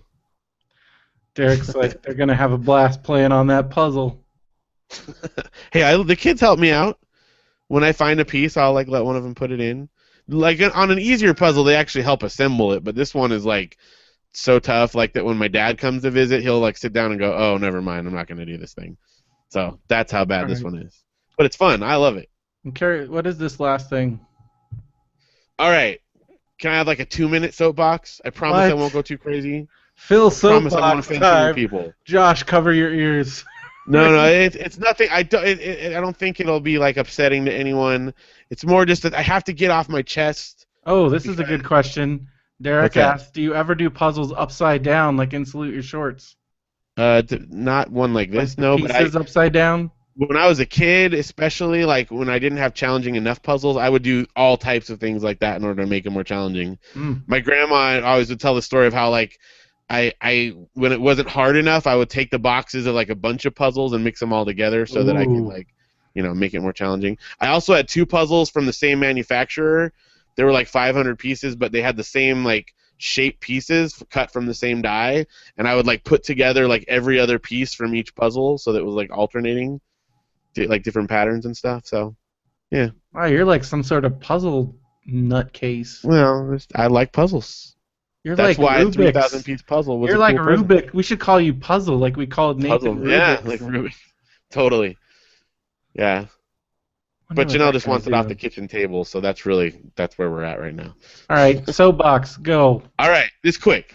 I just have to get it off my chest because although there's been a lot of good stuff happening lately, I've had a really rough last few weeks. Okay. What with the whole like losing my job and all that kind of stuff. Yeah. Put on a smiley face for the things, but like it's okay. Without going into details, make that a T-shirt. Phil Vecchio putting on a smiley face for the things. Sometimes I do. Sometimes you have to, and part of it deal with Benson at WonderCon. Yeah, exactly. Sometimes, like it's worth doing it because you don't want the bad guys to win, kind of thing, like. But it's hard. Like I've obsessed over this situation because I feel I was like greatly mistreated, and there's been a lot. I mean, like the situation has been like, we were kicked out of not only my job, but our church, which also contained many of our friends. And it's been really like hard because a lot of our friends have like turned, like I've gone through the whole thing, like where people don't talk to us anymore. I've been blocked on Facebook. Like, whoa. Oh yeah, like all of a sudden these people that we thought were friends for a long time do not communicate with us This anymore. sounds like I'm okay. I can't get going on typical church behavior. Well, it is. It's very much like that, and I know you're familiar with it and stuff. But my thing, so the soapbox I want to get on is not just to whine about my situation because it's lame and blah blah blah, and we'll get over it. And some people are jerks, and some people have been cool and stuck by us, but for a large part of it, a lot of people kind of weren't. But the situation that I was in, and I would just want to encourage people in this, like we were at it, we got a new pastor at the church, and the pastor came in, and he's very like, I would call him like a spiritual bully, in that, or he uses spirituality to control people. He projects that he's very holy to get people to do what he wants them to do, when a lot of times it's actually very against what he would have, what he claims that he's all about. And I've seen it happen a lot, not just like in a Christian church, but elsewhere in whatever you believe, that kind of thing. Like, don't let people control you with their idea of what you should be at spiritually. Like, people should be able to make their own decisions, and that's an important thing that we have as individuals. And it really, really like is hard to see people that I know and respect do things I know they never would have done because they have to prove to someone else that they're, that they meet their standards of what they think they should do. That's my soapbox. Don't do that. Don't let people control you. Don't let people tell you what to believe. Whatever your belief system is, people aren't the ones that should make those rules for you. There we go. That's my soapbox. Thank you for allowing me that. Derek's talking about televangelist. Yeah, well, it's true. I mean, obviously it happens a lot in Christian churches, but it's not just there. It happens all over the place. My brother's been meeting with like some Mormon missionaries, and they've like kind of expressed a lot of similar frustrations with some things that they've been going through. Like, it happens all over the place, and even in a completely non-spiritual situation, you have like a boss. Yeah, like a boss, or like an atheist group that, like, you have to think this way about certain things, and if you're not part of that group, you're just as excluded there, whether it's a spirituality thing. It's like that South Park. Do you ever see the South Park with like the warring atheist groups? No, but and then there was like the hamsters, and that got really crazy, but it was pretty funny. Yeah, so that's kind of regardless of where you're at, that happens all over the place. So don't let people control you like that. Do what you know is the right thing or what you believe in, regardless of people saying or doing things. Deep thoughts with Phil Deep Victor. thoughts. Yeah. All right. Well, I'm just gonna say on my thing, I need a job so bad because I hate my life right now. How bad is it getting? It's so bad. Let me tell you how bad it is, Phil. The other day, I got called into jury duty, and I did everything I could to get picked on a jury. When have you ever... No, that's like the opposite. Oh, dude, I was so bummed. I got into, like, I was, like, fourth alternate. Like, it took all day. Like, this was, like, a whole big crazy process. Like, I made it into a court, which I had never done before. I made it into a courtroom. So I'm like, all right, this is happening. This is happening. And then, like...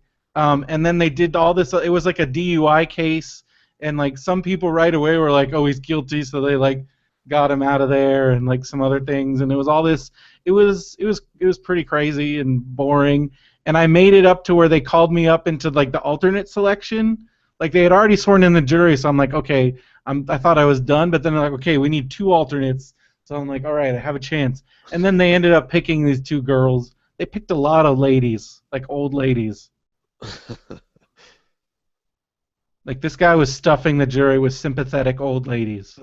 So you did not get on it. I didn't, because it was a 5-day trial. My work pays for 5 days of jury duty. I went to an awesome Thai place. It was like right by Horton Plaza. I took the trolley, so I didn't have to pay for parking, and it was great. It was a great experience, and I played my DS, and it was a good day, and then I had to go to work the next day, and it just all was horrible. Okay, so 4 people left as of today. Okay. We are down to 11 technicians in the web department. When I started, there were 70 technicians. How long is your queue or whatever? It's horrible. I talked to a guy today that waited in the queue for 4 hours. Oh my gosh. He They've was got to not be a like happy so mad at you person. by that point Oh, when you oh, like. dude. The worst is when like somebody's waited in the queue for like 2 hours and they have a question that I can answer in 2 seconds. Oh man. I feel like if I stay long enough, I might end up running the company because we also just had a manager leave. And like it's crazy. It's so creepy because this morning, so because of the fires, SDG&E is like put everybody on like reduced power because they've had to like shut down the grid and all this stuff. Right, right. So like I came in this morning and I seriously thought like everybody was gone because I go in, all the lights are off, and there's so few people, and our office is so huge that like there's entire giant sets of cubicles now that are empty, and we're just like scattered throughout this giant office. It's so crazy, dude, and it's terrible. So what if they offer to like promote you temporarily because there's no one to do like They're any not gonna manager? pay us. They're already they're promoting people, but just giving them more work, but not paying No them. more pay. So I need a job real bad. Um, Have you had and any more I interviews? had an interview up in Orange actually. I'm waiting to hear back from them. Didn't get the job in Glendale. I think we already talked about that. Yeah, yeah. Um, I should go back to Burger King. Well, I don't think I could afford to live off of Burger King wages. Probably not. I might as well just be on the street, which I might end up being on the street pretty soon. I The don't. one in Glendale was like Managers a at Burger King graveyard make thing, like right? the the managers at Burger King make like $9 an hour. I don't know. Well, all right. So, but maybe one in Orange. Maybe, and then so a bunch of my friends that left, I might be able to get a position there, and that's a work from home job, which would be awesome. Oh, that's pretty good. I don't know though. And then also my friend up in and Amazon in Seattle, I just got word back they took my resume. So What? yeah, Seattle? yeah. That's far. I gotta do what I gotta do, man. I know. Would you still But I was move if like you all got a work from excited that home you're job? moving back close I to would, us. if I got a work from home job, I would probably move somewhere as cheap as possible. Like So Ukaipa. maybe, Ukaipa's or really cheap. maybe somewhere in the hood down here. Maybe so. Seattle's beautiful. I'm not saying it's a bad place. It's just Okay, that's it's far. funny that Derek brings this up. He says you should hire Brendo as a live-in nanny. That not it didn't come too close, but there was a scenario where that might have ended up happening. Yeah, we actually went down. We pursued that. Did we ever actually like tour the house? I can't remember. I think we Yes. did. Because we were like looking to buy a house, and one of the scenarios we found like this big house that had like a separate like apartment in Yeah, it. the whole separate thing. Yeah. And we had talked about like we would go in on this house together, and like because this is when you were unemployed, and like your way of paying for it would you would like be our live-in nanny, but you'd have your own apartment there and stuff. Yep. Our manny. I was And, gonna like, be the Manny. Yeah, I mean we had this whole like system all worked out, and of course But then we you couldn't didn't get buy the a regular house because let that alone whole like- thing was, yeah, Yeah, but we So did. that That was was a like a possible serious thing that we scenario. considered. yeah. Because I remember I looked at some blog posts and I was like, when was this gonna happen? Because it was like thinking about moving up to Big Bear. Yeah, well, because there was one in Big Bear, and then there was one in Orange County that we Yeah, found that's too. true. Like we looked at a couple There different. was. Well, I just You remember remember, the yeah, one in- looking at all those houses. I remember looking at the Cat Pee house. There Oh, was the gosh. Meth Lab house. Yeah, I'm pretty Didn't sure the we looked Meth at a Lab couple of house have those. like the secret door and all that stuff? Yeah, we looked at a couple places. Well, and then the one in Big Bear with like there was like a grow lab upstairs Yeah, and the like a Grow hidden Lab thing. house. Yeah. So yeah, we looked at a number of questionable locations like that. That place was cool though. Cat Pee house was the worst. Oh gosh, If you guys ended up living there, I never would have come over. there's no way you could have gotten that smell out. Like That it was like in the foundation. You could I'll have tell you ripped what that it was. carpet out, and it's still. It was It like, was yeah, it was in the cement. Like Yeah. it was so deep. It was like, like you watch an episode of Hoarders and there's like hundreds of cats that are all dead throughout the house, and it's just the whole thing is full of feces and urine, and they clean it all out, and you're like, that's great, but that's got to still be horrible and stinky. That was this place. We looked at it after they had done the Hoarders clean out. Because the pictures made it look awesome, and and it did look awesome, and it was the worst. And they even like painted over it, but it like was the worst cat pee smell I'd ever smelled in my life. So there was like fresh paint smell amplifying the whole cat pee smell. It was like producing toxic cat pee. Yeah. Oh gosh. Fumes. I think we killed some brain cells just walking into that place. Yeah. So I need a job so bad, you guys. So bad. So bad. All right. Well, if I hear anything. And every day at work is like the worst day of my life. So sorry, today is the worst day of your life? Yeah. Until tomorrow. That's pretty messed up. Pretty messed up. Office Space. Yes. You can understand where that movie and stuff like that comes from, though. Yeah, exactly. You're living it. That's my life right now. Yeah. Wouldn't say I've been missing it, Bob. No. Every right, day I think about not coming back into work or just getting up and leaving. Every single day. How much do you actually get time to just play video games and goof off, or are you really just working all day now? I'm pretty much working all day. I can goof off while I'm working. So I'll be on the phone and then I'll be reading. But I have to be I'm on the phone all the time. All the time. Ugh. Derek says, "What did you do, Derek? What did you do?" Derek said, "I used to feel that way, but I did." Fucked up. Okay. You got a cowboy up, man. Life advice from young Derek here. Yeah. I'll tell you what I would do. I don't know. Get out of there as soon as you can. Phil. The scenario just I looking. still feel like if Phil worked a normal job, you would run home screaming. I couldn't. I don't think I could do it. I've worked many jobs, but none of them have been what most people have experienced with jobs, and I don't think I could. I don't know. All right.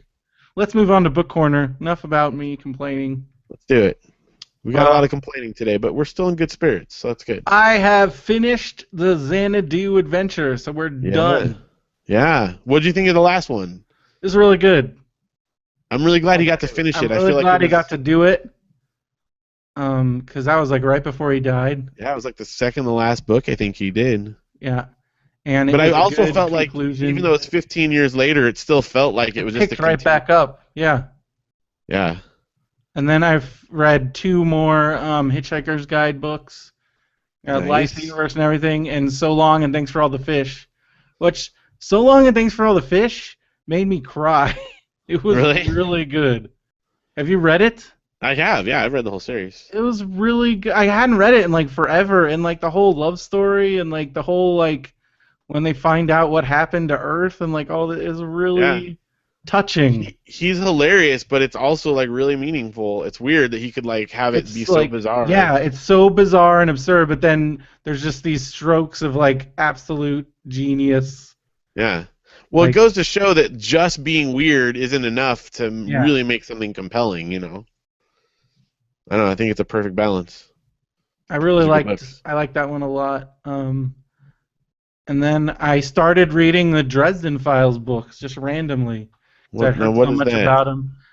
It's this detective. He's a supernatural detective. Huh. It's pretty freaking awesome. So the first book was called Stormfront. Really good. Highly recommended. Okay. And I am currently reading the second book, Full Moon, which is about werewolves. Pretty great. Full Moon. I like that. Okay, so he's a wizard, but he's a detective, and he detects about wizard stuff. Wizard detective. Yeah, he's a wizard detective. It's pretty freaking great. That's cool. And I'm also reading. You don't have this, and you're currently. Oh yeah, I should have it on there. Well, it's because it's such a it's just gonna take me a while. Forever.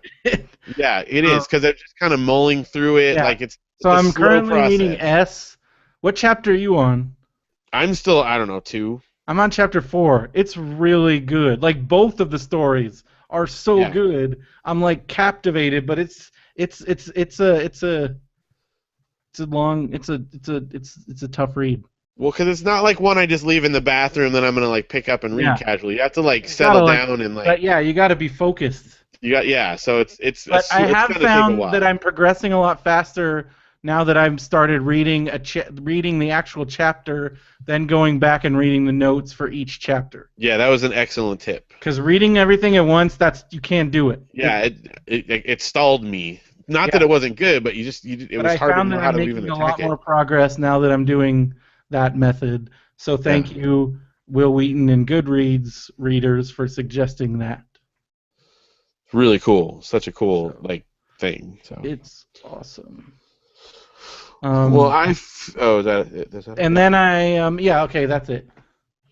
I finished the Philadelphia Adventure, which was the 5th book That in one was the great. I book think that club. might be one of my favorites.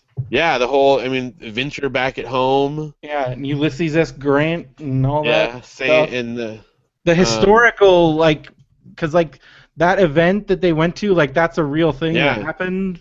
Did your version have like the note from him at the Yes, end where he and that talks was about the awesome. Yeah. yeah the how some of it is historically accurate and what was I don't know I've been very pleasantly not surprised but I am really glad that the books held up as well as I remembered. And like I said, the Xanadu Adventure, the 6th one, I feel like was a great conclusion to it. I mean, I feel like he left it open that he could have written more, but it was a pretty good like conclusion, Mhm. for what it was. And I would Totally. love to see them as movies. I'm still surprised that they haven't been to movies or a miniseries or Yeah, something. something. Because it was. I mean, not that he wrote it for that, but it feels like it's perfectly made for something like that. So. Yep. All right, And what's this then, other thing you're reading? oh, it's a Gordon Corman book that I'm reading. I'm obsessed with You Gordon love the Corman. That's the Gordon one. Corman.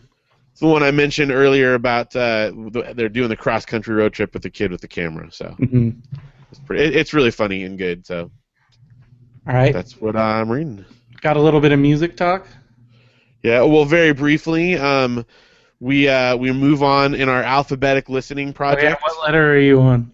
We are just finishing up the letter S. We'll be moving on to T. Wow, so you're almost done. Yeah, I don't know. It's we're kind of racing. July 10th is the 2-year anniversary of the project, so it's possible we will get through the alphabet by July 10th. I don't know, but Okay. it'll be close. So, because W, X, Y, Z are a lot smaller sections. So So you're listening to every album. everything on CD at the moment. I haven't even touched vinyl. What about singles? Singles included. Oh However, wow. I do have a separate section for like cardboard sleeves, Yeah, and you have those have that not been huge touched yet. section. Okay. So that'll be after the alphabetic section. And then are you gonna do vinyl after? And then, yeah. I mean, I've been listening to other stuff throughout. Like vinyl in particular, I've listened to just whatever throughout the years. So it's not like I haven't listened to other stuff. But as part of the project, the CDs, I've pretty much stuck to that. So.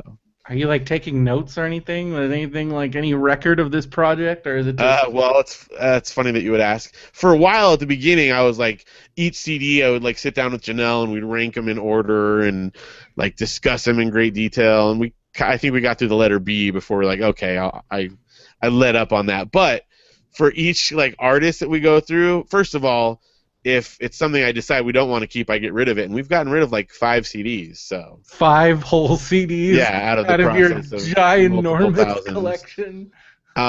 But the other thing I do is if it's an artist I like, as I'm listening through, I go online and buy eBay more and of their Amazon, CDs. and I put on wish list. I add whatever CDs that I don't have from their collection on the wish list, or add them on So eBay. you can add more crap to your collection. If it's something that I feel like it's worth adding to. So I've actually picked up quite a few more along the way. So this is a counterproductive project. Well, yeah. So the new CDs that I've bought since we started the project they're alphabetized in a separate section on the shelves. They're apart. I have not integrated them into the collection. You are an insane person. And so those, we can listen through those, whenever. But since the 2 years have gone, I've probably added about, I don't know, maybe another 100 CDs, maybe 120. Gosh. You're the only person I know that's bought 120 CDs in the last 2 years. Well, yeah, that's Phil, keeping the media alive. That's why I say, movies are in a bad situation when even I won't buy physical media as far as that goes anymore. So, Gosh. because yes, I still regularly buy CDs. All right. Well, I wanted to talk about something that I found out about today. Okay, what is this? So our friends at Cold War Kids, Uh-huh. so Nathan Willett and Matt Moss started a side project with Really? Nate Workington No of The way. Color and currently We Barbarians. Right, and Araby before all that. And their new band is called French Style Furs. You can get 3 tracks on their website. I think it's FrenchStyleFurs.com. But more No importantly, way. if you're in the LA, they're playing a free residency all month in June Wait, where? at I don't know exactly where. Let me look at the email because I really kind of want to go to one of these because that's going to be a good show. Yeah, that's awesome. Let me look. They have a Facebook page. I'm Yes. liking it. That's amazing. I didn't even know about that. And you can get 3 free tracks on their site. The new album's dropping, I think, at the end of this month. They did an album, and they also said the new Cold War Kids album's going to be done by the end of the year. Dude, all right. That's really So cool it to know. seems I'm like glad you they're brought that up. working hard. So FrenchStyleFurs.com, and they're also on Yeah. Facebook. Okay, let me just look at this real quick. They are playing at the Satellite in Silver Lake, June 2nd, 9th, 16th, and 23rd for free. That's okay. I'm And gonna have to make it out to one of those. That's Matt and Nate. We should coordinate it for maybe you come up and we'll go to I the same think one. we're actually going to be up. I might be up the 16th because I think I'm going to a wrestling show that weekend. That is Janelle's birthday, but maybe she'd want to do that for her birthday. So I will be up there, so we should coordinate that. All And right. that could be like my birthday weekend too, because it's my birthday weekend. That'd be cool. All right. Let's work on it. I think we should work on it. All right. And what's the name of the place it's at again? It is at the Satellite in Silver Lake. Satellite. All right. All right. This is good. We were making plans. Everyone wants to know our plans for hanging out. So it's And important. since it's an LA show, it's probably not going to start till like 11. So Yeah. And I'm already have to stressed about plan. parking. Where are we going to park there? Ugh. What's this? Are we going to carpool in so we only have to park one car? What's the deal here? This is going to take a lot of planning. Justin brings up the Detroit bar, and it's sad because it's gone. It's gone, right? Is it actually gone now? I think it's gone now. That's crazy. I thought it was doing because isn't there just a bar Well, it got there bought, now? and they're turning. I think they're still doing. Oh, it's a gastro pub. Yeah. That's not. I thought they were doing really well. They were the pinnacle of pop crappy- culture in Orange County. Well, I think that's why they got bought. Oh, that's crazy. Sold out. I hate it when our classic venues, because that was even a new venue in our time, and it's come and gone. You know what I mean? Yeah. It didn't even exist I when we just were. can't doing believe shows in that, college. because that was I saw sleigh bells there. Dude, we saw tons of bands there. We saw tons of bands there. I saw who did I see? But I'm thinking bands that are huge now. Yeah. Sleigh bells. We saw Cold War Kids there a bunch. Yeah. We saw Ann Told a Lynn bunch. there. I saw Warpaint there. Seen a few bands there. That's where we saw New Limb. New Limb for the first time there. Oh yeah, Foster the People did have a residency there. Yeah. I mean, remember it's crazy. Just goes to show something. Something. That's cool. I'm glad you brought up French Style first, because I did not know about that, and that makes me really excited. Well, you must not be on the Cold War Kids email list. Maybe I'm not. I don't know. I got an email. I'm on their Facebook and all Phil that. reading emails. That's funny. Yeah, it's very possible I am, and I didn't see it, so I don't know. Remember, technology doesn't work the same for me as it does for everyone else somehow. So. Well, that's what's funny about. That's why I thought of you reading the Dresden Files, because they had their whole thing is wizards and technology are horrible, and anytime a wizard is around, technology breaks. So I'm oh, it's like Phil. Oh, you want to hear a brief Phil technology story? Uh-huh. So, okay, one of Audrey's good friend from school, her dad and I have gotten to be friends because we met each other dropping off our kids at school and all that stuff. And we talk video games a lot, and So he like heard that I was really bummed about like the whole like getting fired and everyone like not being our friends anymore and people saying mean stuff about me and all that stuff. So he wanted to cheer me up. So he like knows I love video games and he had a copy of Final Fantasy 3 for Super Nintendo and he like brought it over to my house so we could play together. Like just that was his way to cheer me up, which is knowing me, that's a pretty awesome thing. So. He brings it over, and it's like his personal one. He's played through it like a number of years, over and over the years, so he knows the game really well. And he, put it in, and it's, cartridge. So it took a couple tries to get it to fire up, and we got it going. And he's got a save file on there that's like 100% complete and blah blah blah. But we started a separate one for mine. Well, at some point I got up to go do something, and I was coming back to the sit down, and I like picked up the controller and kind of bumped. I think I like maybe pulled on the cable a little bit or something, or maybe stepped too hard by it, and it like it killed the game, and like shut it off. And so I went over and like reset it and fired it back up again, and the cartridge was wiped, and his like 100% file was gone. Oh. So he was a pretty good sport about it and was really nice and like cause I mean I didn't like totally go crazy or anything. It wasn't like I did something on purpose, but I felt really really bad. Oh, Derek asked what's a gastropub. It's basically just a bar and restaurant that has like high-end alcohol and food. It's like fancy beer and fancy food. So they still might have bands play, but it's not going to be the same kind of thing because it's like a food thing now. Yeah, because it's not the same. Yeah. So. If you got people sitting down eating, it's not going to be the same. Yeah. So. Anyway.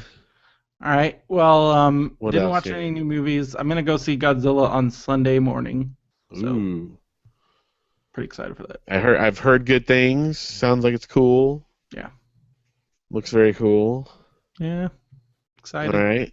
All right. So on the DVD on demand corner, I've been watching a lot of WWE Network. Been watching the new show Legends House, which is all these legends like Roddy Piper and all these guys living in a house and like Mean Gene Okerlund. It's pretty funny. That's cool. Then I discovered the other day on Amazon Prime they have a bunch of Nickelodeon shows. Nuh-uh. Including Hey Dude, Clarissa Explains It All, and to top everything, they have Are You Afraid of the Dark? They have all of Are You Afraid of the Dark? That's awesome. So I started watching it. And? It's still scary. Like the first episode was the clown episode. It was still scary. I had to turn it off. But then I made it through. I powered through. You got through it. And then, okay, I just watched the Tale of the Dream Girl, the one that Shyamalan ripped off for 6 cents. Yeah. Holy crap, he totally ripped that off for 6 cents. It is 6 cents. Really? Oh my gosh, yes. All right, I need to go. I had no idea that was on there. It's okay. Is Pete and Pete on there? No. Ah. Okay, Tale of the Dream Girl. It's the one where this guy, it's a guy and his sister. He works at a bowling alley, and he gets this ring, and like this girl starts appearing to him, and I guess I can spoil it because if you see, but it turns out he's dead. Only his sister can see him, and she's trying to get him to cross over, and then like the girl's trying to get him. The girl is his girlfriend who died with him, and he's dead the whole time. And Shyamalan even admitted, like, that's where I got the idea. And not only did he get the idea, he just totally ripped it off. Because there's scenes where he's trying to talk. He doesn't understand why his mom's so upset. Because his mom, it makes it look like his mom is talking to him, but then when you walk back, she never actually talked to him. The boss, you think his boss is talking to him, but he's actually talking to the sister. Like, it's dude, he totally ripped off Are You Afraid of the Dark? Oh my gosh! All right, this needs to. That's amazing. I can't believe those are on there. Oh yeah, it's awesome. Josh said he remembers watching. And you know who else is on it? You know who else is on it? The girl that told this story is a very young Joanna Garcia from Freaks and Geeks. Really? And lots of other stuff. All right, that's a must watch. Wow. So why is Pete and Pete not on there though? I don't know. Don't you have the DVDs? Well, remember they never released it the last season. That's true. I downloaded that because you know those DVDs exist. They do? Yeah, the creator said they actually made them. They're sitting in a warehouse. Why? They just never released them. Wow, Justin was so inspired by your tale of the Are You Afraid of the Dark episode. He's gonna go watch it right now. Going to watch this now and left the chat. There you go. That's how your story was at. It's crazy. Adam Wells is here. Oh, That's what's up, Adam? a perfect chance to remind everybody to go to theadamwells.com. That's right. For all the Adam Wells you can handle. There's a lot of Adam Wells going on lately. Just had a panel. Yeah. Some good cosplay as well going on at what is that? Illinois? Where are you at up there? He is in Minnesota. Minnesota. I knew it was somewhere over there. And because we're probably not gonna be on a panel at a con until Comic-Con. Yeah. Which is not for sure yet. I submitted our paperwork. We'll find out. That's exciting. Still yeah. the ball. I took way too long to get on the Long Beach Expo, and they were full already. They're filling up a lot sooner. I guess the part is like earlier on, had I done it by now, we would have totally been fine. But it's grown quite a bit. But I've already submitted our stuff for the fall, and I heard back, and they said in for the fall. Good job. So we're good for the fall. So good job, Phil. We're on it. Derek, now. that's what I just said. The Pete and Pete season 3 is sitting in a warehouse. Yeah, that's what we were saying. Because the creators, they just never. It's just sitting in a warehouse somewhere, which is crazy to me. Because I want those. Those are DVDs I would buy. Still. I downloaded those. I'm gonna have no shame. Well. I have them. Then you let us know. Let's see. I've been watching. Oh yeah, what did you watch? Well, they put a bunch of new seasons of Pawn Stars for free on Amazon Prime, so I've been catching up on some Pawn Stars I didn't ever see. Because come on, it's Pawn Stars. Also, Janelle and I have been obsessed with Impractical Jokers lately. Have you ever watched this show? I know one of the Jokers. Shut up. I know Brian Quinn. What? Yeah. No, now that you say that, I know that you do because I've heard you talk about him before. Yeah. How do you know Brian? How do you know him? He's part of the Kevin Smith. Oh my gosh, dude. I love that show. I know him. I've hung out with him. He would recognize me if I saw him. Derek's giving me a hard time. Derek's in the chat being a bully. Look at that. Played poker with him. Don't let him get to you. No, that show's really funny. It's a great hidden camera, pranks. Yeah, they're pretty funny. They do some funny stuff. And they have I don't know if it's all of them, but at least 3 seasons of it on YouTube. They have a legitimate channel of their own. So we've been watching those. Wait, okay, what? so Cindy Sanders is in Parent Trap, the one with the Lohan. With Lindsay Lohan. Interesting. Oh, wow, I gotta watch that again. Good random thing. So we did some Redbox and caught up on a couple movies. I finally saw Jeez. Dark World, which was really good. Awesome, right? Yeah, very much. The ending thing was really funny. And oh yeah, did you see the clip with Benicio? Yes, I did, and that was awesome. Collector, freaking awesome. Very creepy and cool and funny. That was really good. Yeah, Derek brings up that story when they asked her at Pellyfest what she was up to, and she said waiting tables. They were like, oh, yeah. There are definitely some harsh realities there. That's a sad world where Cindy Sanders is waiting tables. Yeah, the prettiest girl in school. Yeah, seriously. But that's what I guess that would happen.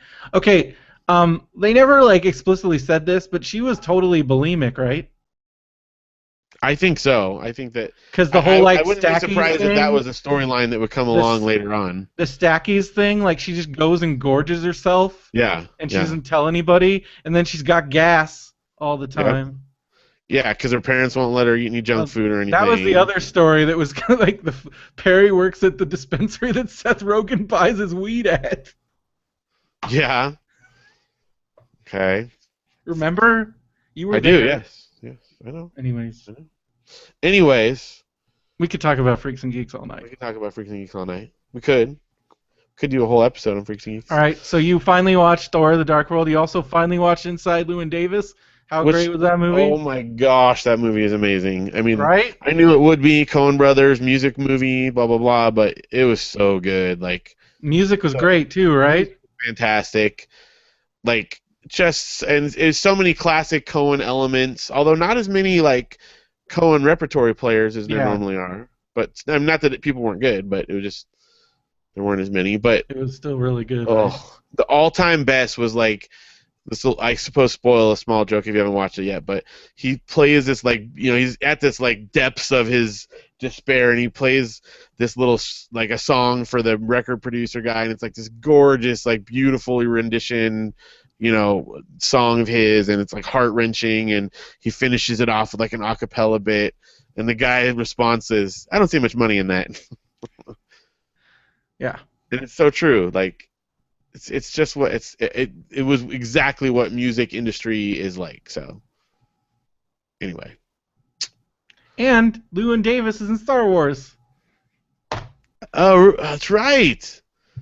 There you go. So yeah, And just by that connection alone, it's worth like it's Llewyn worth. I'll Davis give him is a in cut. it. The kid from Attack the Block is in it. Did you ever end up seeing Attack the I Block? did. Yeah, that movie was great. Freaking awesome, right? I think Jerry is the one that told me to see that one, Yeah. or at least recommended it on Facebook or something. Sounds like a Jerry thing to do. Yeah, and What it was up, very Jerry? good. So. And then finally, we watched High Fidelity this week, or Of maybe it was course. last week, for a number of reasons. One, because it's one of my favorite movies, and well, I won't say necessarily the other one. I'll just say that the bad guy in it shares a name with someone I haven't gotten along with recently, so so it felt good watching that. But no, just one of the best music movies ever, and like we said, so. Okay, that's awesome. Josh just said that Rachel wrote a song on the new Devious Means album inspired by Attack the Block. Nice. That's awesome. Yeah, speaking of music stuff, Devious Means album it's done, and when does it come out, Josh? What's the What's the the story? status on the being mastered? Being mastered right now. They've been I've playing heard a lot of shows. They're playing at the venue that I don't like, but I would go see them there. They're playing at Which the one? Slide Bar. Oh yeah, yeah. They're and the little Oh, snippets they played at posted. Slide Bar. Last night was a Josh bad says it's a show. bad show. She said. It's because that venue sucks. No offense to. I love Devious Means, but I don't like Slide Bar at all. Because that took the place of The Hub, and also it The Hub. sucks. It's like it's a crappy. They ruined it, yeah. Way to go, jerks. and it's just full of like Orange County. It's like the ultimate Orange County bro fest. But the snippets that I've heard of the album that they've put on Facebook and stuff sound really good. Oh, and they're playing in Redlands tomorrow. Playing Bill, are you Redlands going to tomorrow? that? Redlands. I thought it was Riverside. Do you know your Inland Empire at all, Josh? Oh, Riverside. He said Riverside. Sorry. And they're There's a playing difference. Century Bellaterra in Huntington Beach next weekend. All right. Well, that's cool. Yeah, I'm glad to hear good stuff coming out of them. So check out the Devious Means. Good music. Yes. And All right. What have you been watching on Netflix? Netflix. I've finished Dawson's Creek. Oh, that's funny. When I saw that, for whatever reason, I thought DC Cab because you just have DC. I was like, oh, like the Mr. T movie? I do like DC Cab. Classic. Okay, it's finished Dawson's Creek. Yeah, and I gotta say, I really enjoyed it, and this time around, and That's it's crazy seeing who pops up. Like every time I watch it, I notice more like guest stars or random cameos. It's pretty crazy. And also, I had just watched I have the DVD of the finale that's like the uncut version. They cut a ton of stuff out of the finale, and like the version they aired is nowhere near as good as the one on the DVD, like the full version. Huh. So I'm glad that I have that DVD still because it's way better. There's a reason to have a physical DVD. There's like a character that they brought back for the finale, and then they cut her out of the feature of the one that aired on TV. Like, it's crazy. So Wow. Yeah. So anyways, Dawson's Creek, that's over. Got it out of my system. Okay, for how many years? So, maybe a year? We'll see. We'll see. Probably a couple, at least, maybe. I don't know. Depends when I get really depressed next. And Also, I Off the watched screen. a documentary that everybody needs to watch because it was amazing. Okay. Milius. What's that? It's a documentary about John Milius, writer. He wrote Apocalypse Now. He wrote and directed Conan the Oh, okay. Barbarian. Okay. Um, he wrote and directed Red Dawn, and then basically got blacklisted in Hollywood, and it's a crazy story. And then they Um, remade Red Dawn, and no one saw it. and and it's really well done. It's done by some guys that I know, Zach Knudsen and Joey Figueroa, and they did a really good job.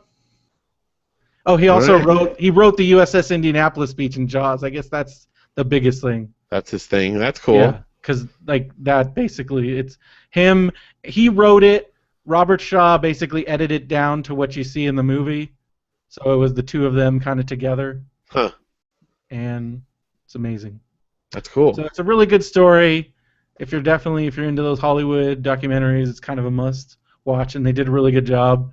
And Scott Mosier did some of the editing. You can kind of tell because it has some of the feel of a band called Death. Oh, okay. Like some of the shots that Which they was do. an amazing documentary. Yeah. So if you like that style, you will like this. I do. So yeah, because Scott Mosier also worked on it. So if you're into that, also per your recommendation, Yeah. I watched Instructions Not Included, and I loved it. But it was also one of the most depressing movies I've ever seen. It is. It's a really weird mix of tone. Like I went from like being super happy to like bawling at the end. Yeah. And I should have seen it coming, and I didn't. It snuck up on me. One of the things I liked about it is really funny and definitely like high quality, but it also, having come out of Mexico, very much has a feel of like a telenovela, like the way the drama comes about, like very. It is very. It's really fun. And all the whole I love how it's like. I'm like, is this how Mexico sees like American movie sets? Because it's kind of like this parody of like American movie sets. Yeah. Which that whole element to it is really funny because he's like a stunt man. Yeah. Well, and you could tell all of the Americans in the movie were Mexican actors doing American. Like, but it was really funny. It was almost to see that. like it almost reminded me of like Tom Cruise's and Johnny Depp's. Yeah, totally. But it was just high enough quality that it didn't quite feel Hello, that I'm Tom way, Cruise's. Like that Johnny Depp, like the fake Johnny Depp is. Yeah, yeah. No, it was really fun and very unique. Yeah. I really enjoyed it because it's on Netflix. And if you these are all on Netflix. Great. All right. Here we go, Phil. I finally made it through Star Trek: The Motion Picture. Took a few weeks. It. Wow. I did. I powered through. There's some good stuff in there, but this is my final evaluation of it. It's exactly like the original series. It should have been just an episode of the original series, but they padded it out to like over 2 hours. Well, it was supposed to be a pilot for a new show.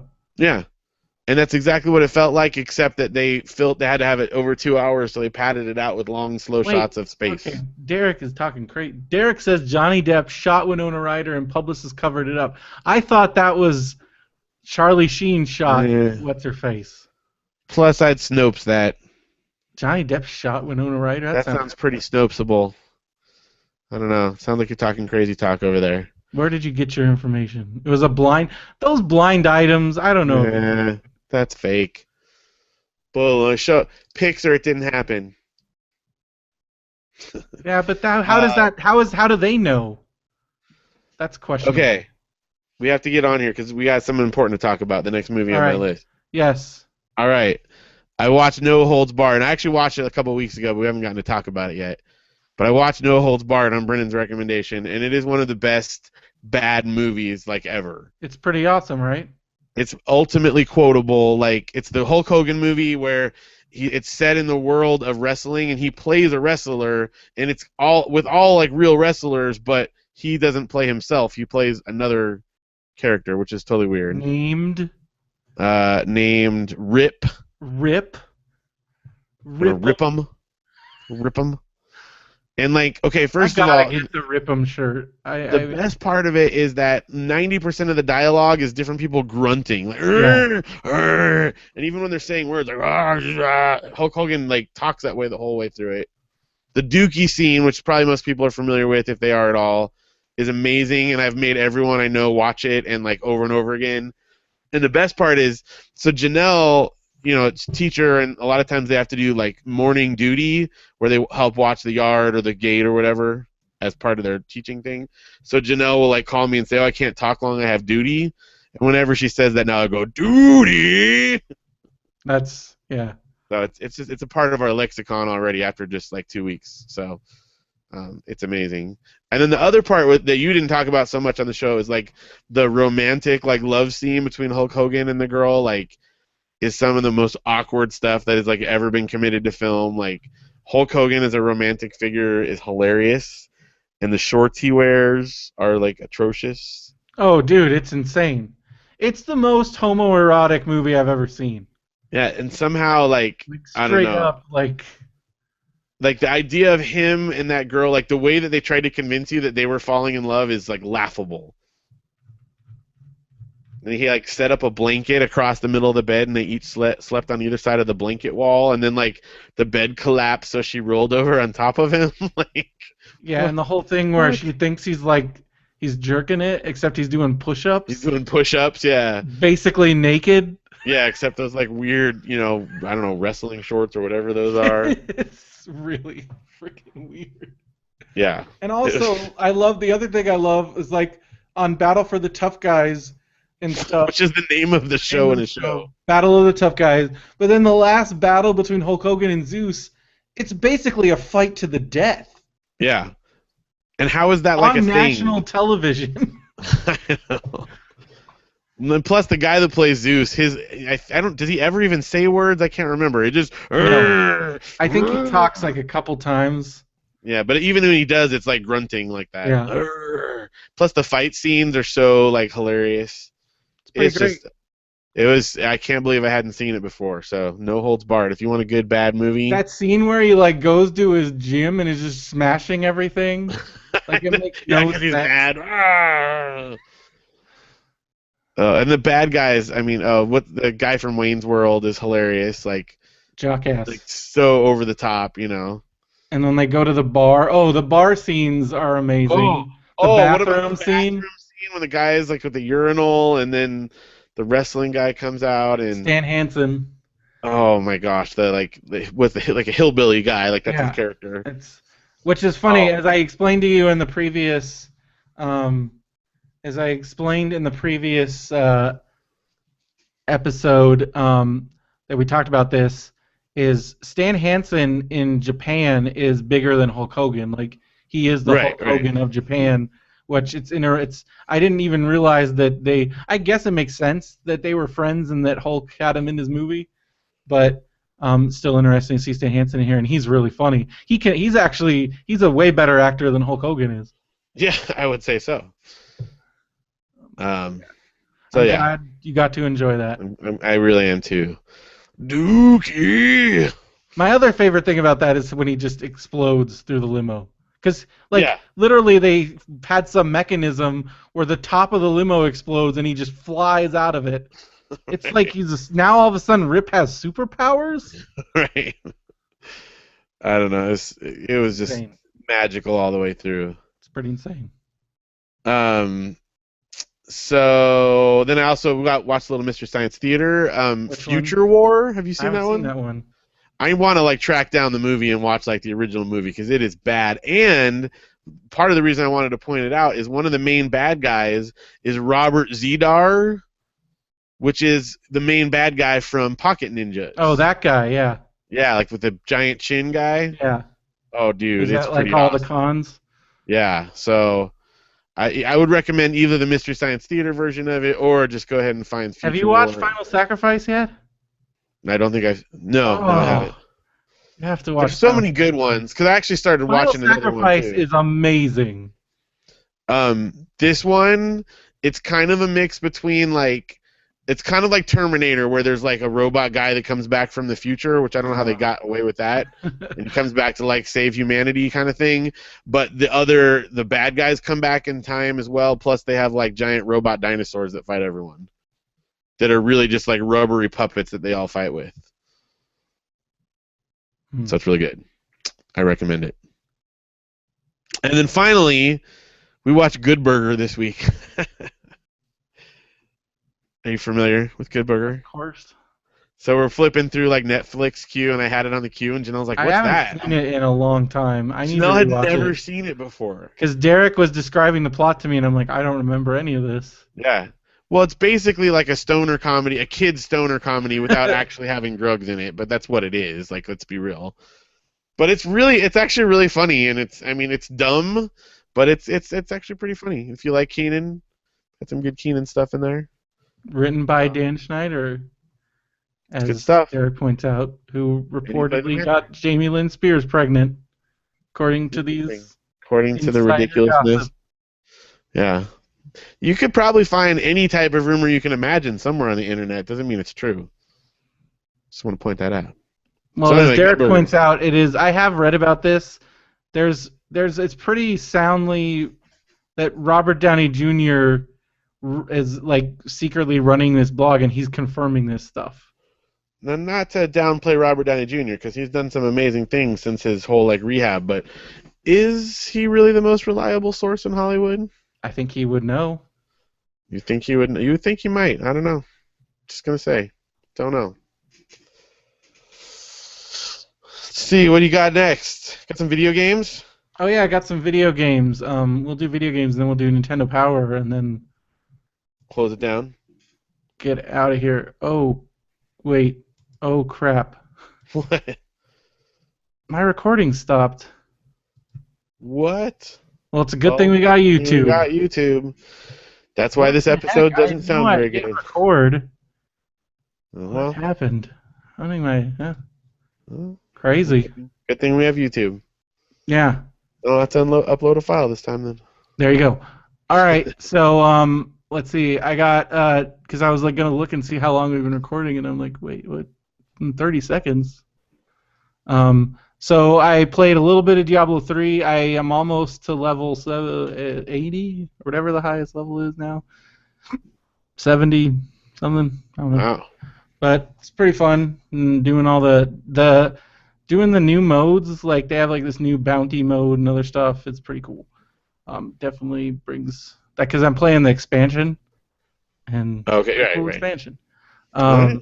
And then I've been playing the heck out of Disney Magical World. Yeah, it's really cool. Oh, it's so great, dude. I want to get it. It's so great. I'm up to 70. I got my 75th sticker.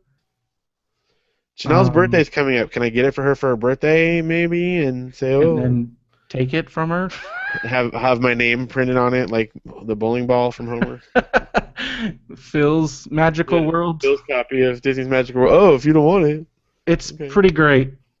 I've been having a lot of fun, and I haven't even gotten the Pirates DLC yet. It's only a few bucks, and it adds like a whole new level and all this stuff. So definitely gonna do that soon. Plus, who knows what else they could add to it? Haunted Mansion. That's what I want. Oh. Well, also we haven't gotten to Halloween yet because there's like a few holidays a year. So even the way their holidays work, it's like Easter for like 3 months. Right. So it's still Easter in the game, but like I can't wait till it's Halloween. See what that's gonna be like. And there's like all these different. It's the ultimate collecting things game. There is a card collecting aspect. There is a furniture collecting. There's a fish collecting. There's a gardening. It's the ultimate collecting game. You know I like that kind of stuff. And I love it. I love it. And today on Xbox Games with Gold, I played it a little bit on Steam, but I have so many Steam games that every time I go to play Steam games, I get overwhelmed and I end up usually not playing anything. Just looking through your catalog. Yeah, but this on Games with Gold for free gets Saints Row 3. But Nice. You want to know what's funny about this? So there's like supposed to be like online co-op, and you can online character thing. Right. what servers? I don't even think they're on anymore. Saints Row 3 servers. You're a little late to the game. Yeah. Well, maybe they're just disconnected today because everybody's playing the game. I hope that's what it is. Could be. Because I could, and now that I think about it, I could get onto them in the online character creator. I could get online for the on the Steam version. So maybe I don't know. Maybe it's just down today. Can still make the character, and it's cool. And I like the game a lot. It's because it's just a really crazy, fun, insane version of Grand Theft Auto. Like it's just really fun, and I like it a lot so far. Okay. And it's free, so it's great. And Hulk Hogan's in it, because that's how I got to meet Hulk Hogan.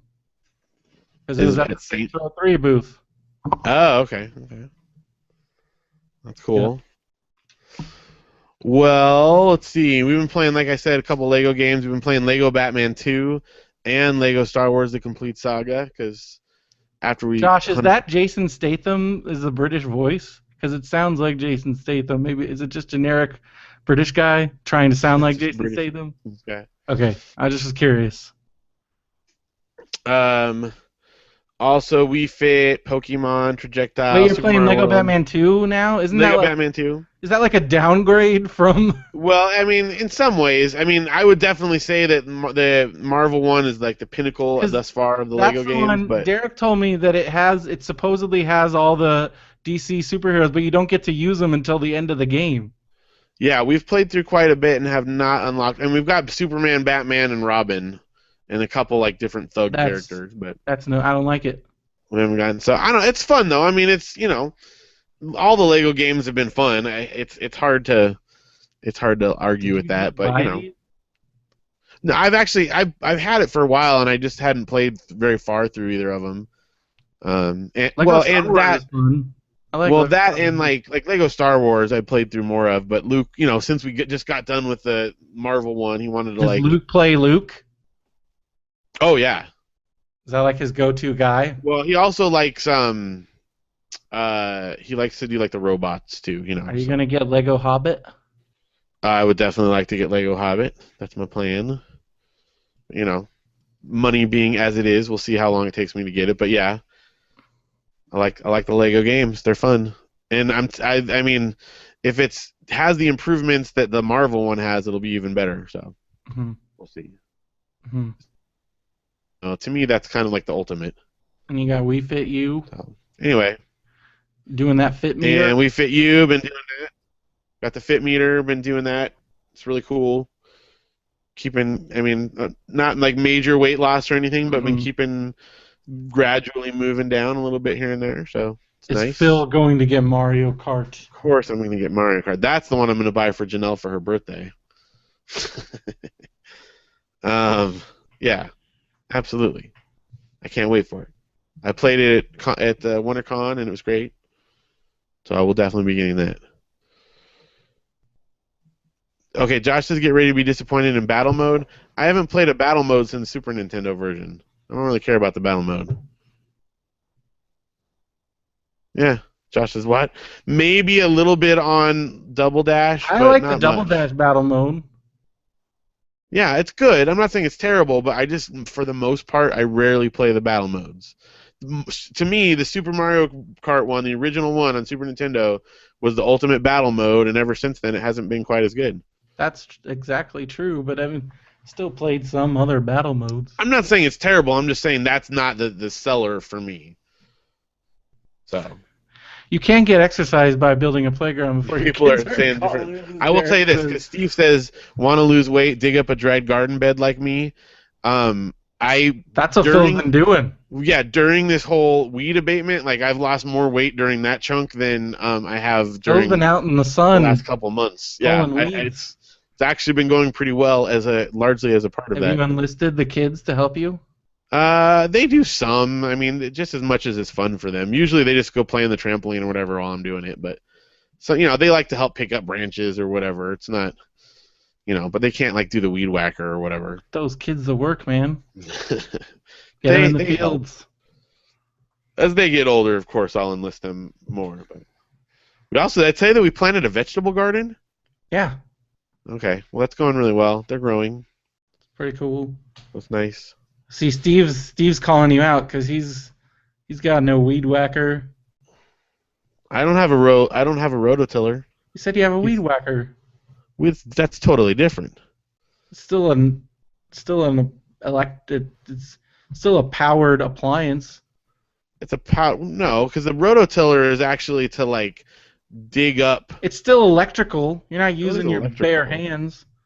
A lot of it I use my bare hands for, just mainly for around like the edges of stuff. Because I push the lawnmower over like the open areas of stuff, and then the weed whacker for around the edge. So, Steve's doing this all by hand. well, that's good. Good for you. I need all the help I can get. You should plant a vegetable gremlin. The I don't know vegetable what gremlin was the best gremlin. Well, not the Veg- best, but it was pretty great. I would prefer just to have something that won't attack me. Something which I don't have to decide when I can start feeding them, since every time is after midnight, no matter how you look at it. Oh, you're one of those people. I'm definitely one of those people. I was since I was a kid. That didn't make sense.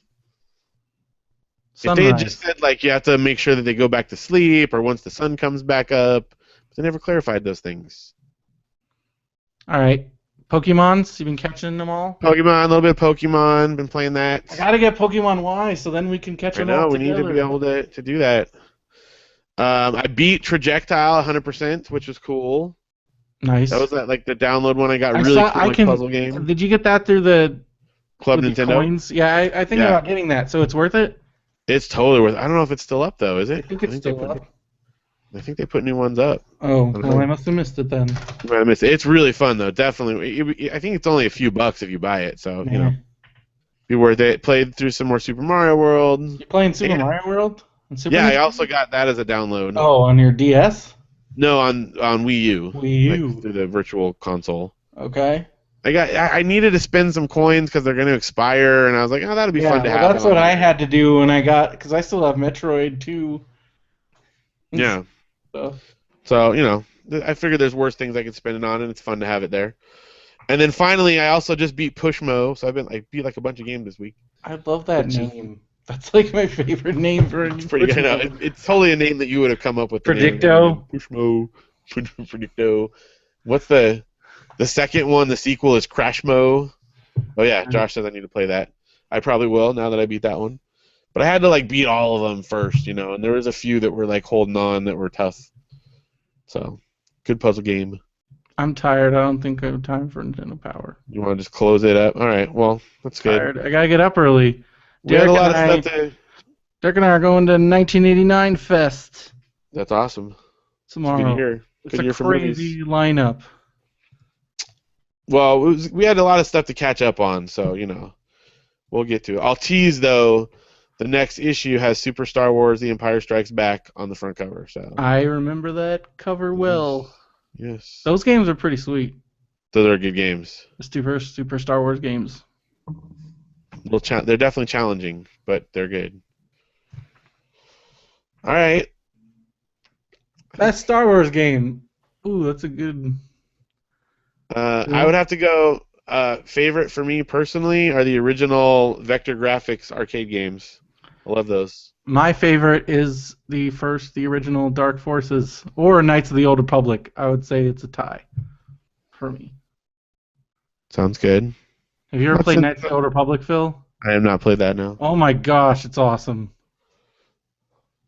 I liked the original TIE Fighter game. Jedi Knight too. was really good. I didn't get a huge chance to play it because I had it pre-ordered forever and there was a delay. And then when it finally came out, I had like lost my pre-order slip, and they tried to say that I didn't.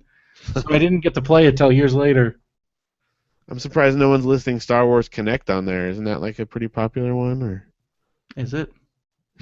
no, this looked like the dumbest thing I've ever seen. But I It don't is know. pretty dumb. Kyle Katarn isn't canon anymore. I know. Yeah, I heard they're dumping the canon. He's fiction. the one that stole the Death Star plans in the extended. Extended universe. Like that's the first mission Universe. in Dark Forces is you steal the Death Star plans. It's freaking awesome. That is cool. So yeah. Oh, bummer. X-Men versus Time. Okay. All Yeah. right. Well, anything else, Phil? Lego Star Wars would be my other favorite Star Wars game. No, I think it's good. Good show. Thanks everyone for listening and hanging out and stuff. All y'all's in the chat. Yeah, it's been super good. Lots of big chat this Oh, week. okay. I do have one more thing I forgot to mention with the book club. It's kind of exciting. Oh yeah. So join our book club. Click on the book club link. All that. We have another author that's going to be on our show coming up in a few weeks, maybe like a month or so. We got to give ourselves a chance to read the book, but I just added it to the book club on our Goodreads book club page. The book is called A Tangle of Knots, and the author is Lisa Graff, and she's going to be coming on the show to talk about her stuff. Hopefully, it sounds like we've gotten some good feedback on the James Riley interview episode, and kind of want to start doing some more things like that. So we'll have another author coming up in a while. That's exciting. Nice. I'm excited to read this book. It looks good. Yeah, I haven't read it yet because my copy is coming in the mail still, but it's like a bunch of people, like the people in the world of the book are all mildly magic or something like that. Sounds kind of funny. Have mild superpowers, something like that. So it sounds kind of fun.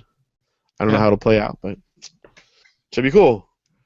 So we've got another author coming up. Got an assignment for the book club, so everybody can participate. Start a new book. Go to RadioBrendo.com. Click the book club. Go to RadioBrendo.com for all your Radio Brendo needs. Click that Amazon banner before you get. I definitely am going to read that book about Sega. It looks awesome. Derek had pointed out there's like a book about the console wars. Console wars. I heard they're making a movie as well now based on that. Pretty awesome. It's pretty cool. So yeah, that looks cool. And I got a big bunch of things I got to read. I also still have to read Disaster Artist.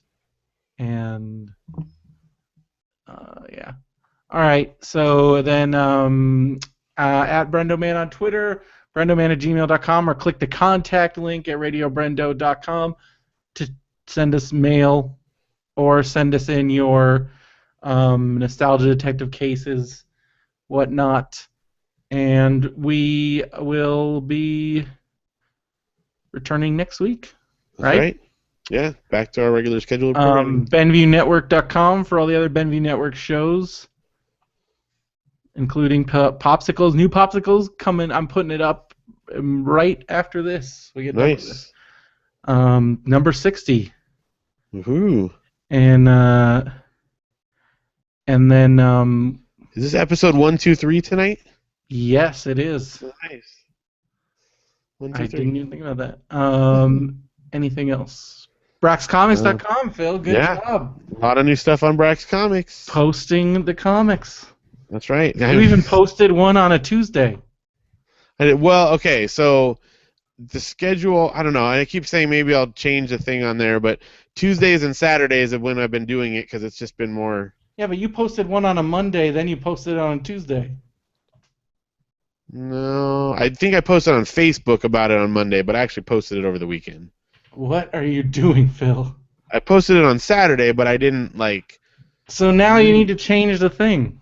Well, but I might try to get on the regular schedule. Why don't it's you happening 2 days a week right now. That's pretty good compared to what we had. So I don't count reruns. They were never part of the count. So they are part of the canon. We'd be higher if I counted all the episodes. That's right. Those ones are never part of this, so it's all one thing. And even still, we're over 100 even if you took those out. So last week's was not a classic episode. It was me and my brother. Yeah, that was brand new. And the classic episodes were never aired as Radio BrendoMan number. I started number 1 as the first episode that I recorded. I did 10 of those, and then I started with Phil, and then I've been putting them in. But those episodes that I'm showing as classic episodes were never counted as part of the count. And even if you were to remove the ones that you've re-aired, there's still less than 20 of those. So we still are over 100 episodes. We're still doing fine. Derek's just jealous because there's more Radio BrendoMans than Popsicles. Right. Got to record some more, man. Get on that. Yeah, it's lots of good stuff. Lots of good stuff Anything out. else, Phil? I think that's good for now. That's all I can think of. All right. Cool. Well, I Yeah. think that'll do it then. So for Radio BrendoMan, I'm Brendan Creasy. And I'm Phil Vecchio. Have a good one, everybody. Quality over quantity. Nice.